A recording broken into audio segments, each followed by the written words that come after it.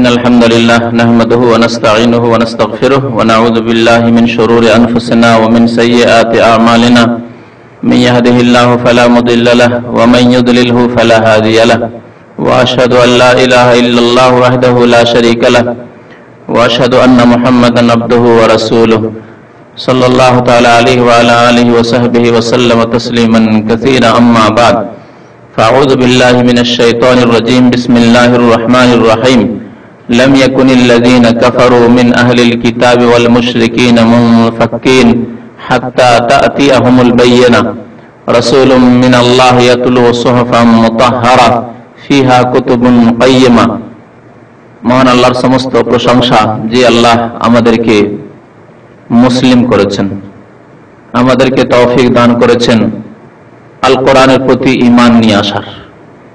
আজকে তাফসীর হবে পবিত্র কোরআনে কারীমের একটি সূরা, যেই সূরার নাম হচ্ছে সূরা আল বাইয়িনা। আল বাইয়িনা এর অর্থ হচ্ছে স্পষ্ট প্রমাণ। বাইয়িনা শব্দটি বায়ান থেকে এসেছে। বায়ান আমরা আমাদের ভাষাতেও বলি।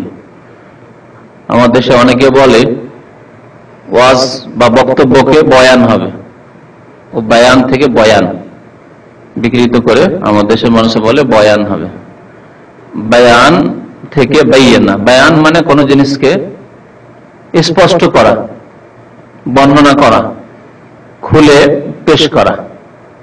তো এর থেকে বাইয়িনা মানে দলিল বা প্রমাণ। যেহেতু দলিল প্রমাণ দ্বারা কোনো জিনিসকে স্পষ্টভাবে পরিবেশন করা হয়, স্পষ্টভাবে প্রমাণ করা হয়, তাই বাইয়িনা বলা হয় দলিল বা প্রমাণ, প্রুফকে।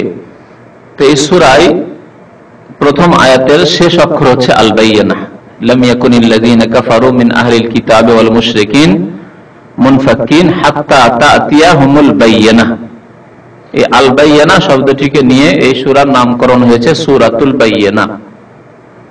এই সূরায় নবী করিম সাল্লাল্লাহু আলাইহি ওয়াসাল্লামের আবির্ভাব এবং তার আবির্ভাব হওয়ায় হক এবং বাতিলের মাঝে পার্থক্য হয়েছে, সত্য এবং বাতিলের মাঝে পার্থক্য হয়েছে। কে সত্যকে সন্ধান করে এবং সত্যের অনুসারী তাও স্পষ্ট হয়েছে, আর কারা বাতিলকে ধরে থাকলো গোড়ামি করে তাও সুস্পষ্ট হয়েছে। এ সম্পর্কে আল্লাহ রাব্বুল আলামিন ইরশাদ করেছেন এই আয়াতে। এই আয়াতে আহলে কিতাবদের কথা বলা হয়েছে, অর্থাৎ ইহুদি খ্রিস্টান। আহলে কিতাব অর্থাৎ কিতাব ধারণকারী। কিতাব ধারণকারী, কিতাব তো আমাদের কাছে রয়েছে। দ্বীনে হকের যে কিতাব, দ্বীনে ইসলামের যে কিতাব আল কোরআনুল কারীম আমাদের কাছে রয়েছে, কিন্তু মুসলিমরা আহলে কিতাব নয়। মুসলিমরা মুসলিম, এদের নাম আল্লাহ রেখেছেন মুসলিম। ওয়াসাম্মাকুমুল মুসলিমিন, এদের নাম আল্লাহ মুসলিম নিজেই রেখেছেন। আর আহলে কিতাব অর্থাৎ ইসলাম আসার পূর্বে বা আল কোরআন নাযিল হওয়ার পূর্বে যেসব জাতি বা উম্মত এসেছে এবং তাদের কাছে আল্লাহ প্রদত্ত কিতাব কোনো এক জামানায় এসেছিল, সেই কিতাবের প্রতি তারা বিশ্বাস করেছিল, রাসূলের নবীর প্রতি বিশ্বাস করেছিল তারা। এবং তাদের মধ্যে মানব জাতির ইতিহাসে শুধু দুইটি জাতি অবশিষ্ট থেকেছে, আর কোন জাতির প্রমাণ নেই, ইহুদি এবং খ্রিস্টান। ইহুদিদের কাছে ছিল তাওরাত এবং খ্রিস্টানদের কাছে, নাসারাদের কাছে ছিল ইনজিল। খ্রিস্টানরা যেহেতু ইহুদিদের পরে এসছে, তারা ইনজিলের সাথে সাথে তাওরাতের প্রতি আমল করত, অর্থাৎ তাওরাতকেও তারা ধর্মীয় গ্রন্থ তাদের বলে, ধর্মীয় গ্রন্থ বলে তারা স্বীকার করতে এবং তাদের ধর্মীয় গ্রন্থের একটি অংশ। এই জন্য যাকে আজকাল বাইবেল বলা হয়, যে কিতাবটিকে বাইবেল বলা হয়, সেই কিতাবে দুটি অংশ রয়েছে, পাঠ রয়েছে।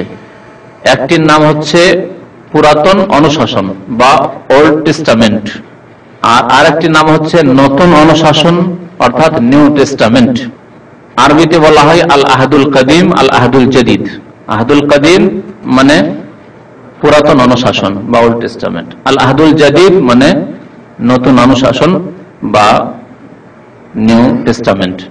তো আল আহদুল কাদিমের অর্থ হচ্ছে তাওরাত, আর আল আহদুল জাদিদের অর্থ হচ্ছে ইনজিল।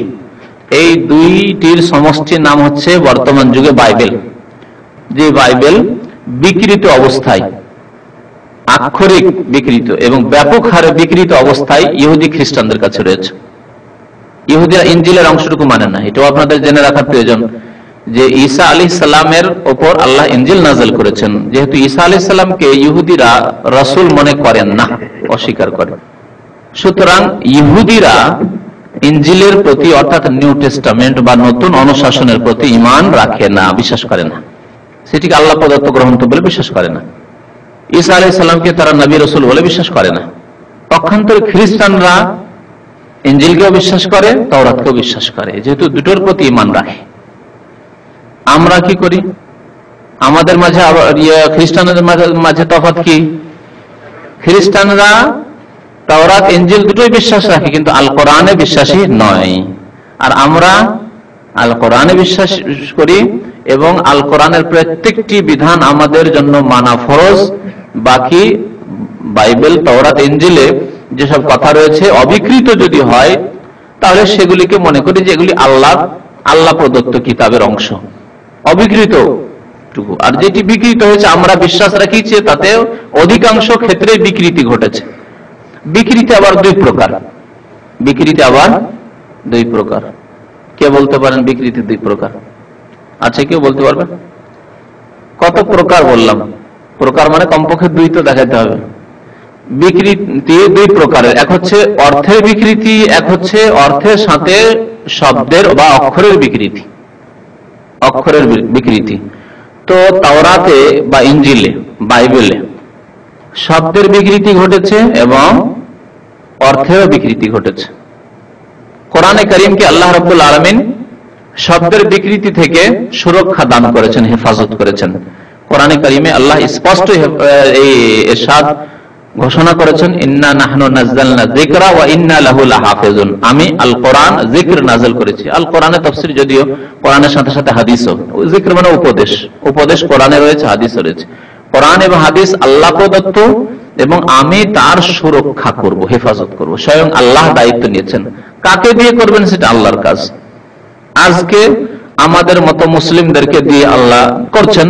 কালকে যদি এক দেশের লোক অমুসলিম হয়ে যায় যারা মুসলমান ছিল, যেমন আন্দোলসে, স্পেনে এক জামানে মুসলমান ছিল, তারা খ্রিস্টানদের নির্যাতনে, জুলমে হয় তাদেরকে হত্যা করা হয়েছে, না হলে তাদেরকে খ্রিস্টান বানিয়ে দেওয়া হয়েছে, না হলে তারা সেই দেশ থেকে বিতাড়িত হয়েছে। এই তিন অবস্থা ছাড়া চতুর্থ কোন অবস্থা নেই। তাদের বেঁচে থাকার কোনো অধিকার ছিল না। এইভাবে নির্যাতন করেছিল। এখন খ্রিস্টানদের কবলে সেই দেশ স্পেন, বর্তমান নাম স্পেন, প্রাচীন ইসলামিক নাম হচ্ছে আন্দোলস। তাদেরকে দিয়ে আল্লাহ কিছুদিন হেফাজত করেছেন কোরআনের। সেখানে বড় বড় মাদ্রাসা, ইউনিভার্সিটি, জামে কর্তোবা ইউনিভার্সিটি সেখানে ছিল। সেখানে এসে খ্রিস্টানদের ছেলেরা পড়তো, যেহেতু তারা অন্ধকারে ছিল, তাদের মধ্যে শিক্ষা দীক্ষা কিচ্ছু ছিল না খ্রিস্টানদের মাঝে, ইউরোপিয়ানদের মাঝে। মুসলিমদের প্রতিষ্ঠানে এসে পড়াশোনা করতো, ওরা পড়তে পাঠাতো যে না হলে তো পড়াশোনার কোনো প্রতিষ্ঠান আমাদের কাছে নেই। কিন্তু বলতে দেখো ধর্ম পরিবর্তন করি না, ছেলেদেরকে লেখাপড়ার জন্য পাঠাতো, বলতে তোমরা খ্রিস্টান ধর্ম ছেড়ে দিও না, পড়াশোনা করো মুসলমানদের কাছে গিয়ে, কিন্তু তোমরা ধর্ম পরিবর্তন করবে না। তো এইভাবে তারা আল্লাহ রাব্বুল আলামিন হেফাজত করেছেন দিনের। আর একটা দেশ এরকম হতে পারে কোন যুগে যে মুসলিম ছিল, এখন অমুসলিম সেখানে সংখ্যাগরিষ্ঠ, আল্লাহ অন্যদেরকে দিয়ে আল্লাহ হেফাজত করবেন। কাফেরদেরকে মুসলমান বানিয়ে তাদের মাধ্যমে আল্লাহ হেফাজত করবেন। আজকে দেখেন ইউরোপ, আমেরিকায় অনেক মুসলমান হচ্ছে, আর যেসব মুসলমান এ বংশগত আমাদের মতো মুসলমান চাইতে অনেক ভালো, অনেক ভালো। আমরা দেখেছি মদিনা ইউনিভার্সিটিতে, যেহেতু সারা পৃথিবীর যে কোনো দেশের ছেলেরা থাকে, দেখতাম যে ইউরোপ, আমেরিকা, কানাডা এসব দেশের ছেলেরা যারা ওখানে পড়াশোনা করে তারা প্রথম কাতারে অধিকাংশ নামাজ পড়ে। গোবরে পদ্ম ফুল, সব তো গোবর সেই দেশে। হ্যাঁ, অশ্লীলতা আর পাপ ছাড়া তো কিছু নেই সে দেশে। সেখান থেকে পাপ থেকে মুক্ত হয়ে যদি কেউ আসে তো পরিষ্কার হয়। জন্মগত মুসলিম চাইতে অনেক ভালো। কথা হচ্ছে আল্লাহ তাদেরকে দিয়ে হেফাজত করবেন। যখন আপনারা না করবেন তখন অন্যদেরকে দিয়ে আল্লাহ হেফাজত করবেন। এই কথা সূরা মুহাম্মাদের শেষে আল্লাহ বলেছেন, ওয়াইন তাতাওয়াল্লাউ ইস্তাবদিল কওমান গায়রাকুম সুম্মা লা ইয়াকুনু আমসালাকুম। তোমরা যদি ইসলাম বিমুখ হয়ে যাও, ফিরে যাও, নামাজ পড়ছে না, জাতিগত মুসলমান অথচ নামাজ পড়ে না, দিনের পাবন্দি করে না, হালাল হারাম বেঁচে চলে না, সৎ জীবন যাপন করে না, তোমরা যদি ইসলাম থেকে ফিরে যাও, ইস্তাবদিল কওমান গায়রাকুম, তোমাদেরকে বাদ দিয়ে আল্লাহ অন্য একটা জাতিকে নিয়ে আসবেন। তোমাদেরকে বাদ দিয়ে আল্লাহ অনেকটা জাতি নিয়ে আসবেন, তাদেরকে মুসলমান করবেন, খাঁটি মুসলমান করবেন। সুম্মা লা ইয়াকুনু আমসালাকুম, তারপরে তারা তোমাদের মতো অবাঞ্ছিত হবে না, জাতিতে মুসলমান ওই রকম মুসলমান হবে না, কাজে কর্মে মুসলমান, আকীদায় বিশ্বাসে কাজে কর্মে মুসলমান হবে। অনেক মুজাহিদিনরা আছেন ইউরোপে, আমেরিকার তারা নাগরিক, তারা এসে ওই কাফেরদের বিরুদ্ধে জিহাদে অংশ নিচ্ছেন। আফগানিস্তান থেকে শুরু করে এই ইতিহাস মজুদ রয়েছে। তারা কলমা পড়ে মুসলমান হয়ে ইসলামে জানতে পারলে জিহাদ আল্লাহ ফরজ করেছেন জালেমদের বিরুদ্ধে। জালেমরা যখন এই রুশ জালেমরা যখন আফগানিস্তানে আক্রমণ করলো তখন এসে জিহাদে অংশ নিয়েছে। আবার এই জালেমরা যে আক্রমণ করেছে মুসলিম দেশের উপরে, তারা জিহাদে অংশ নিচ্ছে। অথচ জাতিগত মুসলমান আমরা ঘরে বসে আছি।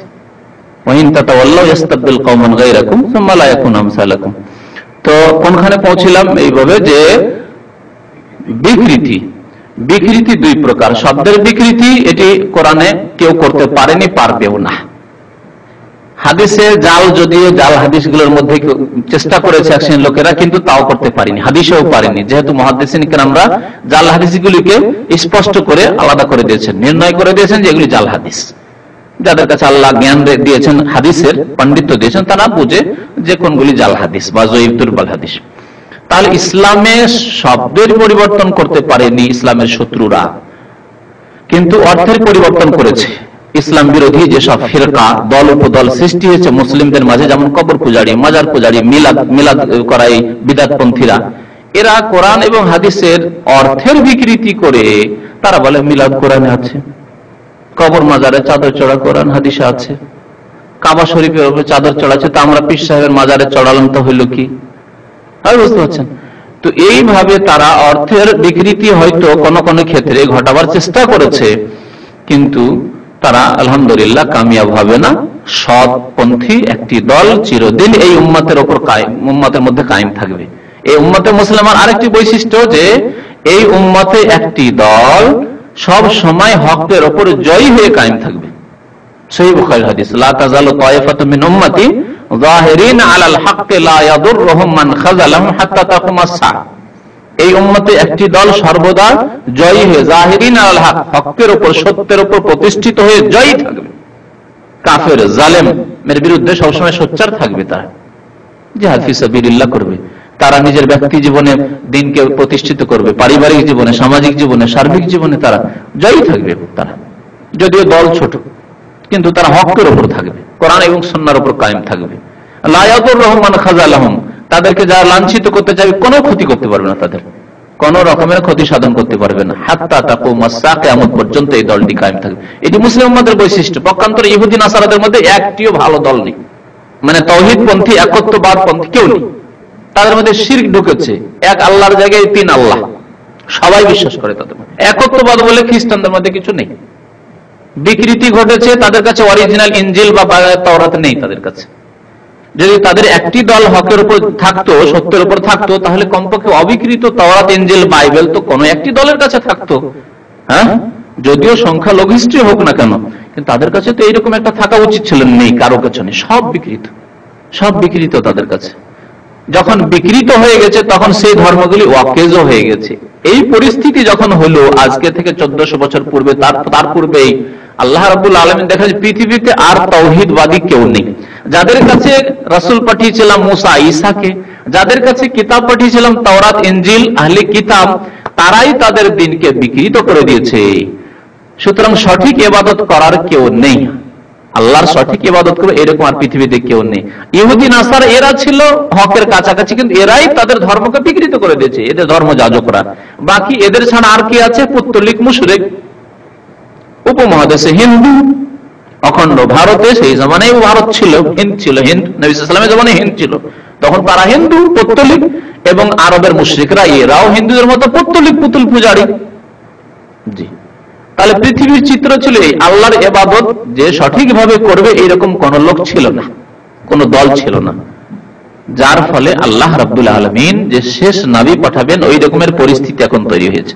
শেষ নবীকে আল্লাহ পাঠালেন, এই শেষ নবীকে এবং তার সাথে যে আল্লাহ আল কোরআনুল কারীম নাযিল করেছেন, একে এই সূরা আল বাইয়িনা বলা হয়েছে। সুস্পষ্ট প্রমাণ, সুস্পষ্ট প্রমাণ হচ্ছে রাসূলুল্লাহ সাল্লাল্লাহু আলাইহি ওয়াসাল্লাম এবং তার সাথে আল কোরআনুল কারীম। এই ব্যাখ্যা স্বয়ং আল্লাহ করেছেন দ্বিতীয় আয়াতে। তো আহলে কিতাব মানে কি বললাম তাহলে? ইহুদি খ্রিস্টান, যাদের কাছে কিতাব এসেছিল কিন্তু কিতাবকে তারা বিকৃত করেছে, আল্লাহ প্রদত্ত কিতাব তাওরাত ইনজিল, এরা হচ্ছে আহলে কিতাব। তো সেই জামানায় আহলে কিতাব এবং মুশরিক পৌত্তলিক, যারা পুতুল পূজারী বা যারা শিরক করত, তো এরাই ছিল। আর এদেরকে বাদ দিয়ে নবী করিম সাল্লাল্লাহু আলাইহি ওয়াসাল্লাম যখন নবুয়ত পেলেন তখন আরেকটি দল, সত্যপন্থী দল তৈরি হলো, সেটি হচ্ছে মুসলিম। তো আল্লাহ রাব্বুল আলামিন বলছেন যে লাম ইয়াকুনিল্লাযীনা কাফারু মিন আহলিল কিতাবি ওয়াল মুশরিকিনা মুনফাক্কিন। কাফারু মানে যারা কাফের হয়ে গেছে, লাম মানে না, লাম ইয়াকুনিল্লাযীনা কাফারু, কাফেররা হবে না। কি হবে না? আল মুনফাক্কিন মানে আলাদা হবে না, পৃথক হবে না। মুনফাক্কিন মানে পৃথক হওয়া, ইনফাক্কা মানে, তো তারা ছাড়বে না, পৃথক হবে না মানে ছাড়বে না। লাম ইয়াকুনিল্লাযীনা কাফারু মিন আহলিল কিতাব, আহলি কিতাব মানে বললাম আহলি কিতাব অর্থাৎ ইহুদি খ্রিস্টানদের মধ্যেকার যারা কাফের হয়েছে, অর্থাৎ সেই জামানায় যেমন বললাম সব কাফের হয়ে গেছিল। যেহেতু আল্লাহ এক, এই ক্ষেত্রে যদি বলে তিন আল্লাহ, তাহলে কাফের কিনা? কাফের মুশরিক। যদি বলে ঈসা আলাইহিস সালাম আল্লাহর বান্দা, সেই ক্ষেত্রে যদি ঈসা আলাইহিস সালাম আল্লাহর পুত্র, তাহলে কাফের কিনা?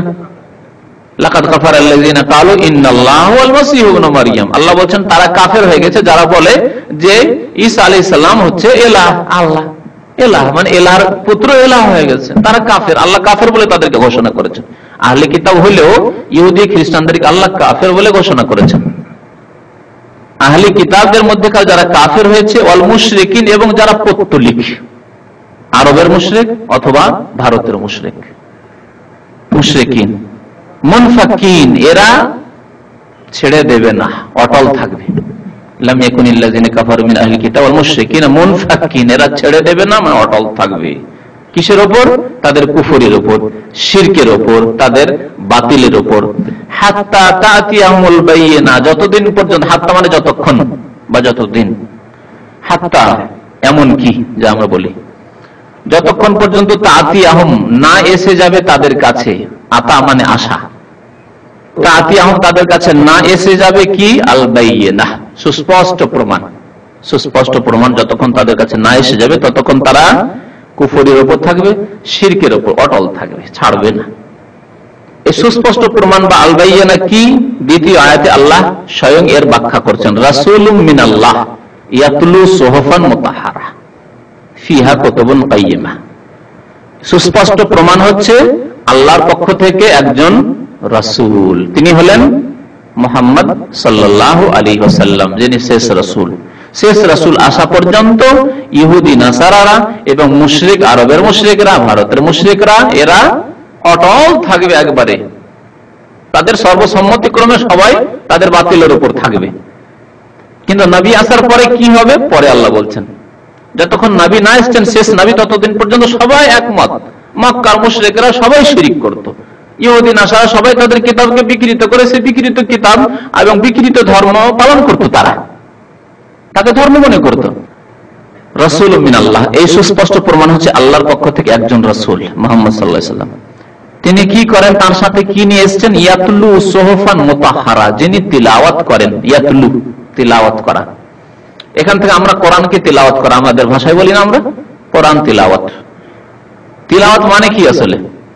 হ্যাঁ, পড়া। তো কারা মানে কি? কেরাত করা মানে কি? পড়া। তাহলে তেলাওয়াত মানে কোথায় পড়া হলো? তেলাওয়াত মানে তো পড়া নেই। কারা, ইকরা মানে পড়ো, ইকরা বিস্মি রাব্বিক পড়ো। আর তেলাওয়া মানে কোথায় পড়ো? তেলাওয়ার অর্থ একটু ব্যাপক। তিলাওয়া শব্দের ধাতু হচ্ছে তা লাম ওয়াও, তিলাওয়া, বুঝছেন না? তা লাম ওয়াও, এর মানে হচ্ছে কোন জিনিসকে ফলো করা, শাব্দিক অর্থ। ডিকশনারি দেখলে তেলাওয়া মানে দেখবেন এর মানে হচ্ছে ফলো করা, কোন জিনিসকে অনুসরণ করা, কারো পিছনে পেছনে চলা।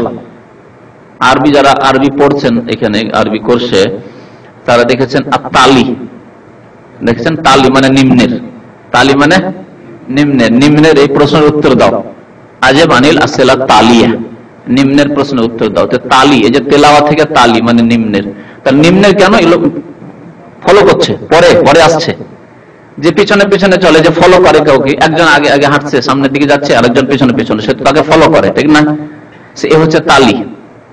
তিলাওয়াত শব্দ এই থেকে এসছে, এর মানে হচ্ছে ফলো করা, অনুকরণ করা, পেছনে পেছনে চলা, কদমে কদমে চলা, একে বলা হয় তিলাওয়া। এই তিলাওয়া মানে কি? তাহলে কোরআন তিলাওয়াত, আমরা বলি কোরআন তিলাওয়াত। কোরআন তিলাওয়াতের আমরা অর্থ বুঝি কোরআন পাঠ করা, শুধু না পাঠ করা নয়, হচ্ছে একটু ব্যাপক। প্রথম হচ্ছে কোরআন তিলাওয়াত করা, কিন্তু তিলাওয়াত মানে পাঠ করা, পড়া। কিরকম পড়া? আবৃত্তি করে পড়া, যেমন ভাবে নবী করিম সাল্লাল্লাহু আলাইহি ওয়াসাল্লাম পড়েছেন। সাধারণ বই পড়ার মতো করে পড়েছিলেন, যেমন রিডিং পড়েন সাধারণ বই, ওই রকম পড়া পড়তে হবে না। কোরআনকে পড়তে হবে কি করে? আবৃত্তি করে পড়তে হবে, রিসাইট করতে হবে। আল্লাহ কোরআনে বলছেন সূরা মুজাম্মিল, ওয়ারাত্তিলিল কোরআনা তারতিলা, কোরআনকে আবৃত্তি করে সুন্দর করে পড়ো, তার সুবিন্যাসের সাথে পড়ো। ওয়ারাত্তিলিল কোরআনা তারতিলা, এর ব্যাখ্যা নবী করিম সাল্লাল্লাহু আলাইহি ওয়াসাল্লাম নিজের তিলাওয়াতের মাধ্যমে করেছেন। সাহাবীরা বর্ণনা করেছেন যে কানা কিরাতু রাসূলিল্লাহ সাল্লাল্লাহু আলাইহি ওয়াসাল্লাম বিল কোরআনে হারফান হারফান, নবী করিম সাল্লাল্লাহু আলাইহি ওয়াসাল্লাম এক একটি অক্ষর করে স্পষ্ট করে তিলাওয়াত করতেন। ইয়াকিফু ইনদা কুল্লি আয়া, এবং প্রত্যেক আয়াতে তিনি থামতেন। আলহামদুলিল্লাহি রাব্বিল আলামিন আর রহমানির রহিম, থামতেন স্পষ্ট এক একটি অক্ষর। আর আমাদের দেশে যেমন ওই রমজান মাসে তারাবিত পড়ে আলহামদুলিল্লাহি রাব্বিল আলামিন রহমানির মালিক ইয়াউমিদ্দিন ইয়াকা ওয়া ইয়াকুনু ইসতানি ওয়া সালাতুন মুস্তাকিম আনতামিন গায়রিল মাগদুবি আলাইহিম ওয়াদ-দাল্লিন, না এই তেলাওয়াত নাই, এই তেলাওয়াত নাই, এই জায়েজও না এইভাবে কোরআন তেলাওয়াত করা। আর ওই বক্সানোর ক্ষেত্রে এরকম পড়ে যে কোরআন ভাগ করে নিতে হয়, 5 পারা 6 পারা করে ভাগ, আর সারা দিনে শেষ করতেই হবে, শেষ করতেই হবে, যেহেতু মৃতকে বক্সাতে হবে, ওর খেতে দিয়ে ভালো ভালো।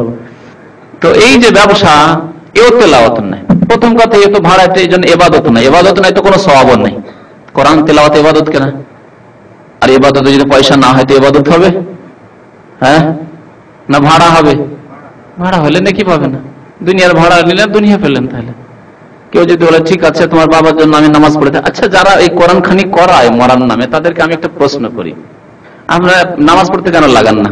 আমার বাবা মারা গেছে, কত যে নামাজ ছুটেছে, তো এই হুজুরদেরকে, গরিব হুজুরদেরকে আমাদের দেশে লাগিয়ে দিবেন। যারা এই ব্যবসা করে তাদেরকে বলছি আর কি, যারা এই বিদাতি ব্যবসা করে, কোরআন খানির ব্যবসা। শুধু কোরআন খানি কেন, যে বাবা মসজিদে নামাজ পড়ো, আজকে সারা রাতটা নামাজ পড়ো, আর তোমাদেরকে 500 টাকা দেবো, যত রাকাত বা রাকাত হিসাবে করে নেন। হ্যাঁ, যে 2 রাকাত নামাজ পড়লে 10 টাকা করে দেবো, 20 টাকা করে, 50 টাকা করে দেবো। হ্যাঁ ঠিক আছে করেন, আর এই নামাজ পড়ে সওয়াবটা বক্সে দাও। বক্সে দাও বলে না, বক্সে দাও মানে কি? দান করে দেওয়া। এই জন্য ঘুষকে আজকাল বকশিস বলা হয়, শুনেছেন? ঘুষকে কি বলে? বকশিস, মানে দিয়ে দেওয়া হইল, সেজন্য ওখান থেকে ওই বক্সা শব্দটি এসছে। অনেকে বুঝে না যে কি বা বকশিল, ভাই কি বকশিল? সওয়াব বকশিল, যে আমি যে কোরআন পাঠ করলাম এই নেকিটা তোমার বাবাকে বকশে দিলাম, মানে দিয়ে দিলাম, বকশিস করে দিলাম। বুঝতে পারছেন? তো কোরআন যেমন বকশিস করছেন কোরআনের নেকি, তেমন ওই রাকাত হিসাবে পার রাকাত একটা ফিক্সড করে এত টাকা দেবো আর নেব, আর এইভাবে সব পৌঁছান। এটা কেন করেন না? যদি বলেন এর প্রমাণ নেই, তো আমি বলবো কোরআন পাঠেরও প্রমাণ নেই। এর উত্তর দিতে হবে যারা এই কাজ করান বা যারা করেন তাদেরকে এই প্রশ্ন। যদি বলেন যে এই যে রাকাত পার রাকাত এত টাকা করে দিয়ে নামাজ পড়ার প্রমাণ নেই, সেই জন্য করি না, আমি বলবো তাহলে কোরআন পড়ারও এরকম প্রমাণ নেই যে কোরআন পড়ে বক্সাবেন, আর কোরআন পড়লে ভালো ভালো খেতে দিতে হবে, সন্ধ্যাবেলা আল্লাহর রাস্তায় টাকা দান করো, ওই টাকা পয়সা আপনাদেরকে দেওয়া হবে, এটাও নেই কোথাও। তাহলে যদি ওই নামাজ পড়া পার রাকাত হিসাবে পয়সা নিয়ে যদি ছেড়ে দেন, তো এটাও ছাড়তে হবে। ওটি যদি বিদাত হতো, এটিও বিদাত। ওতে যদি সওয়াব না থাকে, যেহেতু নামাজ আল্লাহর জন্য হলো না, পয়সার জন্য, হ্যাঁ পার রাকাত 10 টাকা, সেই জন্য নামাজ পড়লেন, তো নামাজ সওয়াব হবে না। ঠিক তেমনি আপনার এই কোরআন তেলাওয়াত সওয়াব, যেহেতু কোরআন তেলাওয়াত ইবাদত যেমন নামাজ ইবাদত। তো কি বলছিলাম? ইয়াতলু তিলাওয়াত, নবী করিম সাল্লাল্লাহু আলাইহি ওয়াসাল্লাম তেলাওয়াত করে। তেলাওয়াতের একটি অর্থ হচ্ছে আবৃত্তি করে পড়া, থেমে থেমে সুন্দর করে পড়া, স্পষ্ট করে, যাতে যে পড়ছে সে বুঝতে পারে যে আমি কি পড়লাম, উদ্দেশ্য। আর যে ব্যক্তি শুনছে সেও বুঝতে পারে যে কি পড়া হলো। সে যদি সেই ভাষা বোঝে তো সুন্দরভাবে বুঝতে পারে, সে ভাষা না বোঝে তো কমপক্ষে বোঝুক যে আল্লাহর কিতাব কত সুন্দর, তার তিলাওয়াত কত সুন্দর, অলংকার কত সুন্দর লাগে, মজা লাগে। এইভাবে তেলাওয়াত করতে হয়। নবী সাল্লাল্লাহু আলাইহি ওয়াসাল্লাম বলেন যায়্যানুল কোরআনা বিআসওয়াতিকুম, তোমাদের আওয়াজ ভয়েস দিয়ে কোরআনকে অলংকৃত করো, এটি হাদিস। তোমাদের ভয়েস দিয়ে, আওয়াজ দিয়ে কোরআনকে কি করো? অলংকৃত করো। যায়্যানু, জিনত, জিনত কাকে বলে? হ্যাঁ, সাজসজ্জিত করো। কেমন করে সাজসজ্জিত হবে? আওয়াজ দিয়ে। আমাদের দেশে যে 20 রাকাত তারাবি পড়ায় কোরআন, ওই কি সাজসজ্জিত করা হয় কোরআনকে? বলুন দেখি, মোটেই না। আর এখানে শুনেছেন তো তারাবি নিশ্চয়ই সাজসজ্জিত করে পড়া হয়, সুন্দর করে পড়া হয়, আটি পড়েন আর রাজ পড়েন, কিন্তু সুন্দর করে পড়া হয়। তো কথা হচ্ছে যে তেলাওয়াতের প্রথম কাজ হচ্ছে এইভাবে তেলাওয়াত করা, মানে পাঠ করা। দ্বিতীয় কাজ হচ্ছে যে তেলাওয়াতের যেহেতু শাব্দিক অর্থ হচ্ছে কি ফলো করা বা অনুসরণ করা, সুতরাং যা কিছু পড়বেন কোরআনে আল্লাহর কিতাব থেকে তা ফলো করতে হবে, অনুসরণ করতে হবে, মানতে হবে, বাস্তবায়িত করতে হবে। পড়েই যাচ্ছেন তেলাওয়াত, আকিমুস সালাত ওয়া আতুজ যাকাত, আকিমুস সালাত ওয়া আতুজ যাকাত 82-83 বার কোরআনে, আর নামাজেরই পাবন্দি করছেন না। হ্যাঁ, বাবাকে শুধু জান্নাত পাঠানোর জন্য আকিমুস সালাত ওয়া আতুজ যাকাত পড়ালেন, হুজুরদেরকে মোল্লাদেরকে দিয়ে আর বক্সাবেন, কিন্তু আকিমুস সালাত ওয়া আতুজ যাকাতের উপর আমল করছেন না। তেলাওয়াত হলো না। নবী করিম শুধু কোরআনের পাঠ করেননি, বরং কোরআনের বাস্তবায়ন করেছেন। যখনই কোরআন নাযিল হয়েছে তার বাস্তবায়ন করেছেন। কত কষ্ট হয়েছে নামাজ পড়তে, ওটার ভুঁড়ি চাপিয়ে দেওয়া হয়েছে সেজদার অবস্থায়, সেজদার থেকে উঠতে পারছেন না। তারপরেও এই আশঙ্কা যে না, নামাজ পড়া যাবে না, এখানে নামাজ পড়লে অসুবিধা আছে, থাক, নামাজটা পরেই পড়বো, থাক, এখন সেটা নামাজ পড়েছেন। রাসূলুল্লাহ সাল্লাল্লাহু আলাইহি ওয়াসাল্লামের মিশন হচ্ছে ইয়াতুলু সুহুফান, তিনি তিলাওয়াত করবেন। সুহুফান সাহিফাতুনের বহুবচন, সাহিফা মানে পুস্তিকা, ছোট ছোট পুস্তিকাকে সাহিফা বলা হয়। সুহুফ মানে বিভিন্ন পুস্তিকা নিয়ে একটা যে বড় পুস্তক তৈরি হয় বিভিন্ন অংশ নিয়ে, সে হচ্ছে সুহুফ। তো আর মুতাহারা মানে পবিত্র, যাকে পবিত্র রাখা হয়েছে বা করা হয়েছে। আল্লাহ রাব্বুল আলামিন কোরআনে কারীমকে পবিত্র রেখেছেন, পবিত্র করেছেন এবং পবিত্র রেখেছেন। পবিত্র করেছেন পবিত্র বাণী, যেহেতু আল্লাহর বাণী কালামুল্লাহ, এবং পবিত্র রেখেছেন না জিন শয়তান ইবলিস নষ্ট করতে পারে, না কোন মানুষ শয়তানে এই কোরআনকে নষ্ট করতে পারে। কিয়ামত হয়ে যাবে, কোরআনকে নিশ্চিহ্ন করতে পারবে না। এটি একটি কোরআনের অলৌকিকত্ব, মুজিজা। পৃথিবী থেকে কোরআনকে শেষ করা যাবে না। সারা পৃথিবীর কোরআনের কপিগুলোকে যদি শেষ করে দেওয়া হয় জ্বালিয়ে, তারপরও কোরআন শেষ করা যাবে না। এটি কোরআনের বৈশিষ্ট্য। কোরআনের লক্ষ লক্ষ হাফেজ পৃথিবীতে রয়েছে, মুসলিমদের লক্ষ লক্ষ হাফেজ রয়েছে। পক্ষান্তরে পৃথিবীতে কোন কিতাব আল্লাহ পক্ষ থেকে তাওরাত ইনজিল আসেনি যেগুলো কোনো হাফেজ ছিল, কোনো হাফেজ ছিল না। এবং যারা কোরআনের শত্রু, কোরআনকে ভালোবাসে না, তাদেরকে আল্লাহ কোরআন হেফজের তৌফিকও দেয় না। এই কথা মনে রাখেন। আমি অনেকদিন আগে একবার বলেছিলাম যে শিয়াদের মধ্যে কোনো হাফেজ পাওয়া যায় না। রাফিজি শিয়াদের মধ্যে, এটা ইসলামের শত্রু, কোরআনের শত্রু, যেহেতু তাদের মধ্যে কোনো হাফেজ হওয়ার আল্লাহ তৌফিক দেয় না তাদেরকে। কোনো হাফেজ নেই তাদের মধ্যে, শুনে রাখেন ভালো করে। এত বড় বিশাল ইরানে গিয়ে খুঁজে দেখে একটি হাফেজ নেই, পাবেন না তাদের মধ্যে হাফেজ। যেহেতু তাদের এক চরমপন্থী দল আছে, তারা কোরআনের সন্দিহান, বলছে কোরআন আরো ছিল, কিছু হারিয়ে দেওয়া হয়েছে, কোরআন আরো বেশি ছিল। যাতে হযরত আলী রাদিয়াল্লাহু তাআলা আনহু সম্পর্কে নাকি নির্দিষ্ট করে নবী সাল্লাল্লাহু আলাইহি ওয়াসাল্লামের পক্ষ থেকে বলা ছিল যে তিনি খলিফা হবেন। নাউযুবিল্লাহ। এসব কুফরানা কথাবার্তা যেহেতু তাদের আকীদা, মতবাদ, সেজন্য তাদেরকে আল্লাহ এই বরকত থেকে বঞ্চিত, মাহরুম করে, মারদুদ, বিতাড়িত করে রেখেছেন। নবী করিম সাল্লাল্লাহু আলাইহি ওয়াসাল্লামের মিশন হচ্ছে ইয়াতুলু সুহুফান মুতাহহারা, পবিত্র কিতাব তিনি পাঠ করেন বা তিলাওয়াত করেন। ফিহা কুতুবুন কাইয়্যিমা, সেই সাহিফাগুলিতে রয়েছে কুতুব, কিতাবনের বহুবচন। যেমন সুহুফ সাহিফাতুনের বহুবচন, কুতুব কিতাবনের বহুবচন, তাহলে একাধিক কিতাব বোঝাতে হবে। আর কাইয়্যিমা মানে সঠিক। কাইয়্যিমা কামা থেকে, কামা মানে দাঁড়ানো, যে দাঁড়ায় তো সোজা হয় সে, তো কাইয়্যিমা মানে সঠিক। তাহলে সঠিক, তাতে বিধানাবলী রয়েছে। সাহিফা তো কোরআন তো একটি কিতাব, সুতরাং একাধিক কিতাব নয় যখন, তখন কুতুব মানে এখানে এক একটি কিতাব মানে এক একটি বিধান, তাতে সঠিক বিধানাবলী রয়েছে। আকীদা সম্পর্কে, বিশ্বাসের সাথে যে সব বিধানের সম্পর্ক, সেগুলিও সঠিক। যেগুলি আমলের সাথে আর্থিক, সেগুলিও সঠিক, যেমন যাকাত, হজ, সাদকা খেরাত, আত্মীয়দের দেখাশোনা, সঠিক বিধান। যেগুলি দৈহিক ইবাদত, সেগুলি হচ্ছে কুতুবুল কাইয়্যিমা, সঠিক বিধান। যেগুলি হচ্ছে আপনার মানুষের সাথে আদান প্রদান, যেমন কেনা বেচা করা, বিবাহ শাদী, তালাক ইত্যাদি ইত্যাদি, তারপরে ওয়ারাসাত, মিরাস, ধন সম্পদের ভাগ বন্টন, কুতুবুল কাইয়্যিমা, এগুলি হচ্ছে কাইয়্যিমা, সুষ্ঠু এবং সঠিক বিধান। যেহেতু এই বিধান কার পক্ষ থেকে? মহান আল্লাহ যিনি মানুষকে সৃষ্টি করেছেন এবং মানুষের জন্য সুষ্ঠু বিধান নাযিল করেছেন তার পক্ষ থেকে। সুতরাং এ হচ্ছে কোরআনে যা কিছু আছে সব হচ্ছে সঠিক বিধান, হালাল হারাম সঠিক বিধান, সুষ্ঠু বিধান।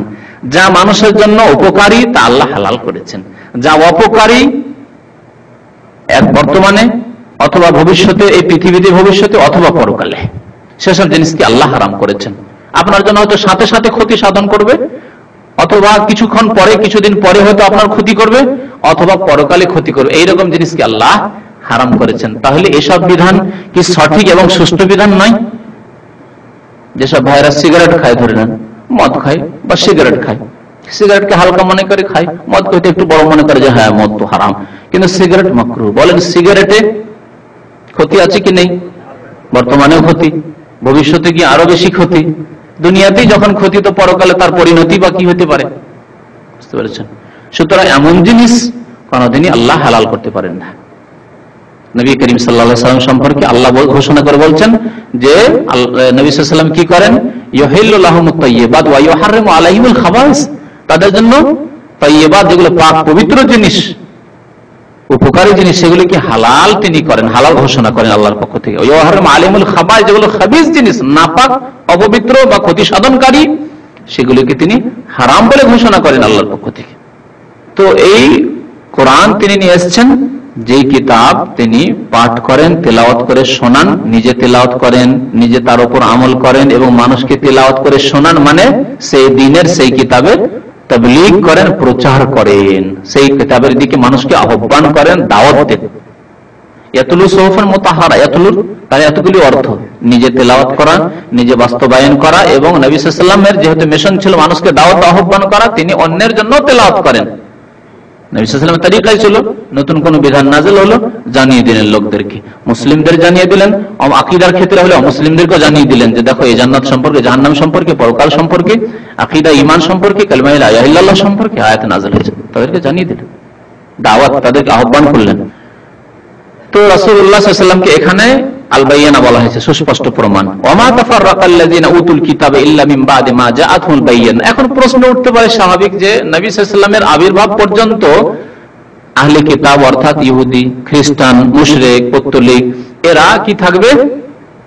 তাদের এই বাতিলেই থাকবে, বাতিলের উপর অটল থাকবে।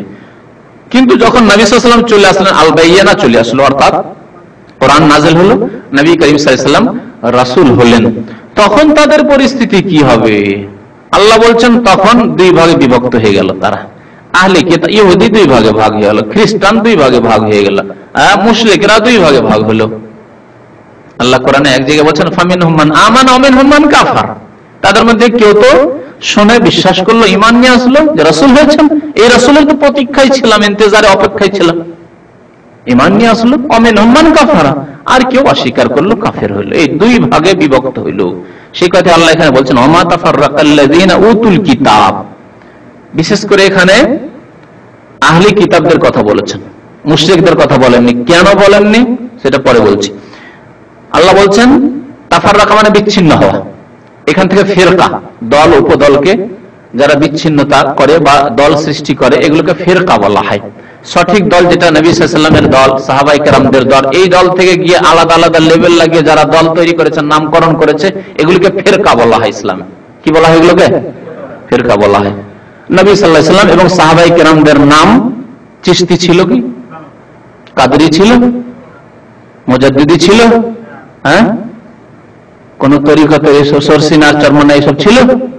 ছিল না। তাহলে এই ধরনের যতগুলি দল উপদল তৈরি হয়েছে, তবলিগি ছিল যে চিল্লা লাগাতে যেত, হ্যাঁ, বা অমুক জামাত অমুক দল, এই ছিল না।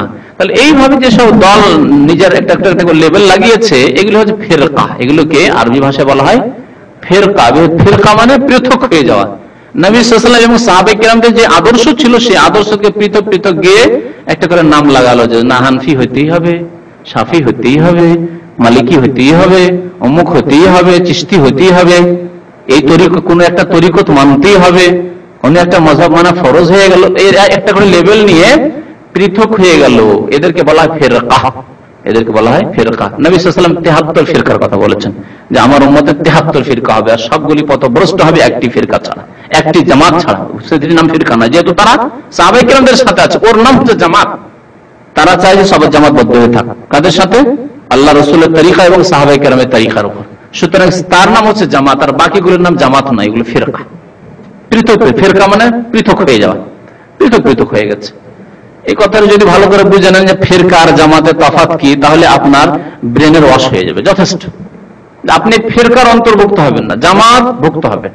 জামাত ভুক্ত হইতে হবে যে জামাত হচ্ছে আল্লাহ রসুল সাল্লাল্লাহু আলাইহি ওয়াসাল্লামের তৈরিকৃত জামাত, সাহাবায়ে কেরামদের জামাত, এবং সেই জামাতের অনুসারী যারা, কোন লেভেল নেই, মার্কা মারা নাই, তাদের মার্কা হচ্ছে ইসলাম, ইসলাম এবং কোরআন এবং সুন্নাহ। আদর্শ হচ্ছে কোরআন সুন্নাহ, ব্যাস।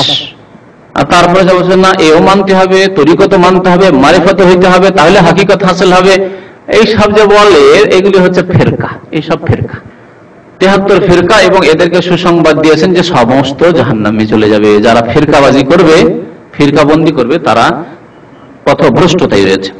তো ইহুদি নাসারা আহলি কিতাবদের সম্পর্কে আল্লাহ বলছেন যে নবী সাল্লাল্লাহু আলাইহি ওয়াসাল্লামের আবির্ভাবের পরে এরা বিচ্ছিন্ন হয়ে গেল, দুই ভাগে বিভক্ত হলো, ফিরকা, তাফাররাকা, ফিরকা থেকে।